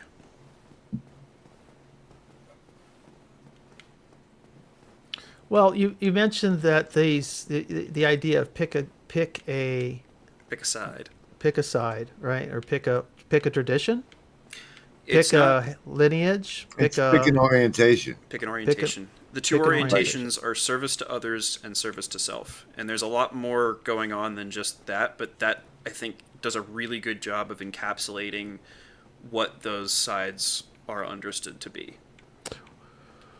Well, what's wrong? Now, Slack says for Rudyard, which, for those of you who don't know, is a 10-hour breakdown, which might still be accessible, that the corner should really, really, really dissect and discuss. Who's this? What if alt hist? What if alt hist, which is short for what if alternate history is accurate, had an episode he decided to release as a 10-hour special. And there's a lot of very interesting material contained within. What's wrong with just playing with the canon of Scripture as you have it? Why do you prioritize one thing over another? Based on, since we don't we can't we can only speculate as to how we have the words of Jesus as we do. Yep. Whereas if we just accept it's canon, so it's like Bart Ehrman can have his opinions and Oral Roberts can have his, but it's still the canon. I mean, Who's this canon? is it. Who decides canon? It's the canon. It's the What I canon know- we what I- got Wait, in wait, 380. whoa, let's not get feisty with each other. Easy does. When you say the word canon, my first thing is like, all right, well, Star Wars had a canon, and then there was a bunch of really awesome books that came out written by great people, like the Thrawn thing, and then dude bought the thing and said those aren't canon, and so that's what I think of canon. All the good stuff gets cut out. Like my favorite Jesus stuff is in the Gospel of Thomas, so I guess that's probably part of the problem. Interesting. Well, no, for me, it's just the Saint Jerome, basically, the council of what was it, Constantinople or Corinth? I can't remember. Nicaea, maybe. That they had just settled on the canon of Scripture, and he then turned around, and his job was to translate it into Latin and create the Vulgate. That to me is canon. It's like, Yeah, okay, but if I read the words of Jesus, except for that one little line, like on this rock line, except for that, what he teaches resembles nothing to what I see of councils of Nicaea and the church and the state as they developed and grew throughout the last 2,000 years. Like Sure. they're not resonant with the teachings of Jesus to the best of my discernment, nor by their fruits. Well, and this is something that I've had to come to terms with a lot too, is this idea. So the way that I refer to it is the black garbed in white. That one of the best ways to be an evil person is to be someone who, by all appearances to someone who is naive, makes themselves look like a good person. And then you can take advantage of good people way more effectively if you can get in under their guard because they think that you're one of them, and then it turns out you're not. And you can take advantage of them for a very, very long time before it actually like comes to a head, and usually what happens at the end of that is either they then see the power that you wield as a consequence of your manipulation, or they reject it entirely. But a lot of times there's kind of two ways that happen with that rejection. Either you get the sort of nihilistic response that you see a lot of people who are in the corner had to struggle with at first, because like the church was supposed to be this good place full of good people, and it's not. And like where does that leave me? Like where, like, is no one good? Is that the answer that I get? And so it's really hard to deal with that. I think the more mature response is, well, I don't want to see anyone suffer the way that I just suffered, so what can I do? How can I help to make sure that that doesn't happen? But it's hard to do that alone. It's really hard to do that alone, especially when you think that you're surrounded by nothing but darkness. Sorry, that was a little bit long, but hopefully it made sense. I'm just processing. I'm trying to understand and appreciate your point of view. I just And to help us digest that, here's this I'm playing.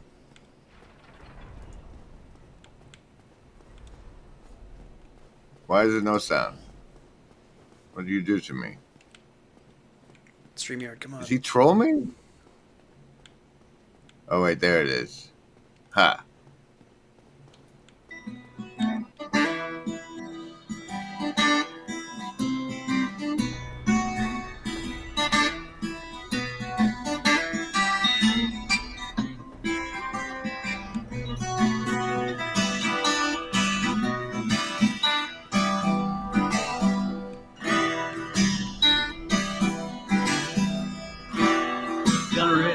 You marry gentlemen, but nothing you dismay.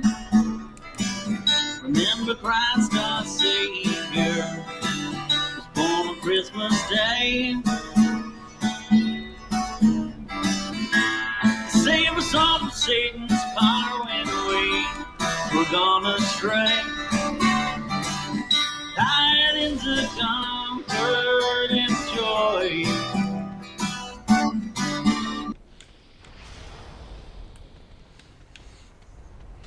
I like it. How about that? Very good. Was that before or after I sang it on your stream, out of curiosity? That he posted that? That just came out today from at a pilgrim and a stranger, apparently who watches Vanderklay sometimes at least. Okay. Oh, fuck. Well, you do have as That, Jeff ladies is and gentlemen, we call the Afriel Special. Falling to his doom. Gravity is the enemy, everyone. Sorry, Mark, I didn't mean to interrupt. No, that's okay. Well, I don't want to be rude, but why do you guys think that you're qualified to judge about who's good and who's not? I don't. That's part I mean, of the right there, difficulty. you're in a pickle. Yeah. I mean, if you don't, Well, I can't okay. quote Paul. I mean, it's like, okay, Paul quoted Psalm 14 when he said, "There's no one good, Well, no, you're not going to have to one." differentiate between judgment and discernment. Yeah, Or that was the point I was going to make. Yeah. even engage. I'm qualified to discern. Well, not just qualified, but you have to make discernments for yourself. I think that's part of what it means to have free will, is that you have that obligation to grapple with the Free world the will best you is can. a can of worms there too, right? Yep. How free are you actually? And You're free not to see God how do you know that? because I've managed. Because we've been there. And then that's a matter of free will because, like, he's clearly there if you look. So you must have the free will not to see. But that's that we're getting derailed. There was a point we were at beforehand you were dealing with. Well, it's you discerning, but you are judging if you're saying you're saying there's a bunch of bad people in church. So there's a difference between, and I just want to make the distinction, judging in the sense of making a judgment of what I think versus judging in the sense of condemnation. Like, I have to be able to, in order just to be able to function in the world, I have to have some level of thought of, like, what I think is reality. There But- are taco shops you'll buy tacos from and ones that you won't. Exactly. But that doesn't mean that I'm going to go around telling everybody, don't ever go to that taco truck, all they serve are ones that'll give you the runs. Because just because I got the runs from it that one time doesn't mean that I need to be And how do you disparaging know to it that was level. those tacos that gave you the runs? Exactly. Could have been a bad bottle of water. Yeah. So, like, we're qualified to discern, but you were like, what makes us qualified to judge? Okay. Well, let's Where are you going with say that? let's say your discernment is extremely. You also you have an outward discernment and an inward discernment. If we're going to distinguish between this, it's a bit of a distinction without a difference, but I'll play. I get what you're saying. There's just the natural economy of human life in which we have to make choices. And sometimes we make good choices, sometimes we make bad ones. Sometimes we take the jab to avoid a horrible disease and we end up sick. And sometimes we take the jab and it prevents the disease. We don't know we can't always predict outcomes. This is life. Way to endanger the stream, sir, but continue. I think I'm using skirted the coded language. I'm using Yeah. coded language.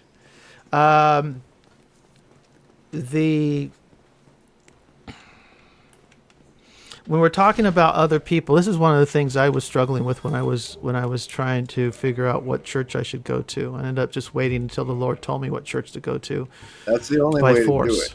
Well, it was helpful. It was a very painful process. I would have much rather not been attacked by a dog and broken my shoulder, but And the only reason to do it is because that's where you can find other people that love Jesus. Regardless of like what denomination it is, there are people that go to that place because of that, and you can find and serve those people. But with regard, that's I can't talk about the Orthodox. They were invisible until 5 years ago. But my experience, Except to each other.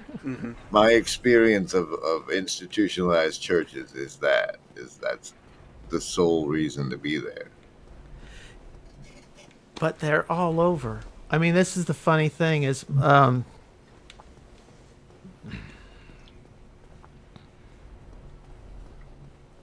I know a man who was an elder in his church, who turned out was in all kinds of trouble. Ultimately, self-deleted. Okay. Traumatized his family, traumatized his church community. And you would think, what a horrible church that must have been. I mean, close, like this with the pastor, right? And yet those people rallied around and played. I mean, the family of the man,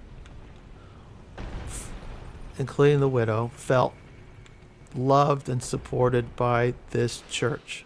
Even though ultimately they would leave the church, but it wasn't because they weren't loved by those people. You can, and there's good reason to say the man was a bad man.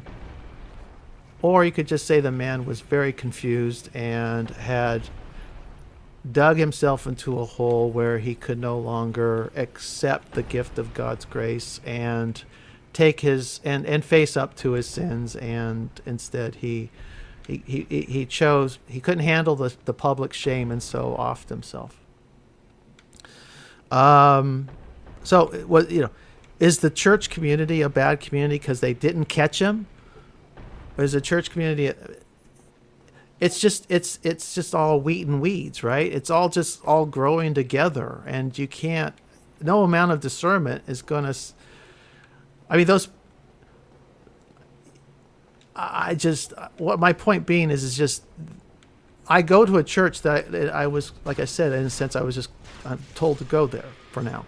So, but I could have just gone to, I feel like I could have found myself in any number of churches and found the same number of loving, kind, God-fearing Jesus followers in any of them. Sorry, Ephraim. Didn't mean to kill you. No, you didn't kill me. That was just me hesitating where I shouldn't have. So, I don't know. I don't know if I agree with that. I agree that there's the potential for God-fearing, God-loving individuals in any church, but it's one of those.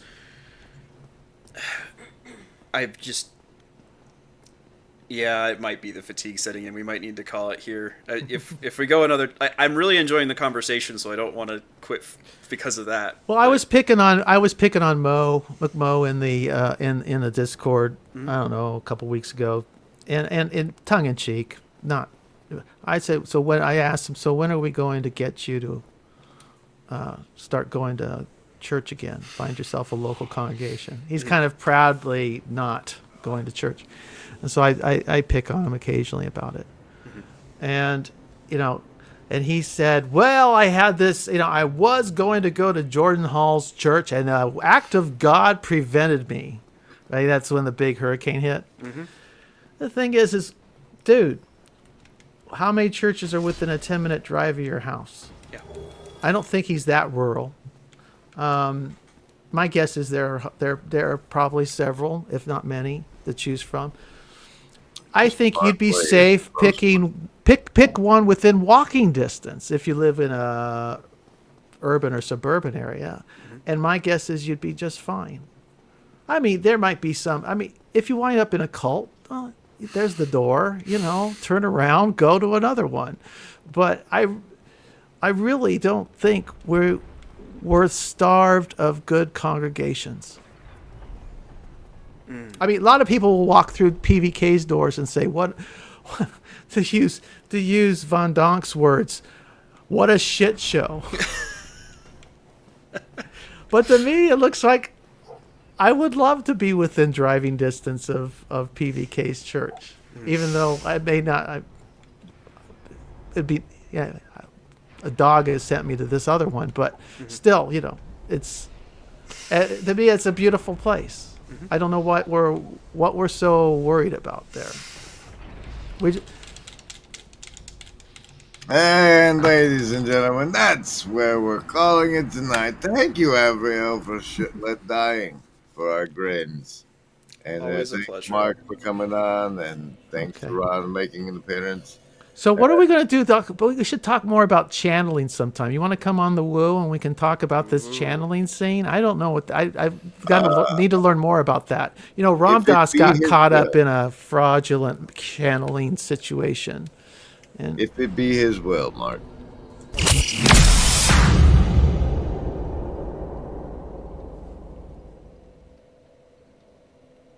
I'll be waiting for a sign. Wow, I've never had the magic missile result in somebody disappearing before. Don't.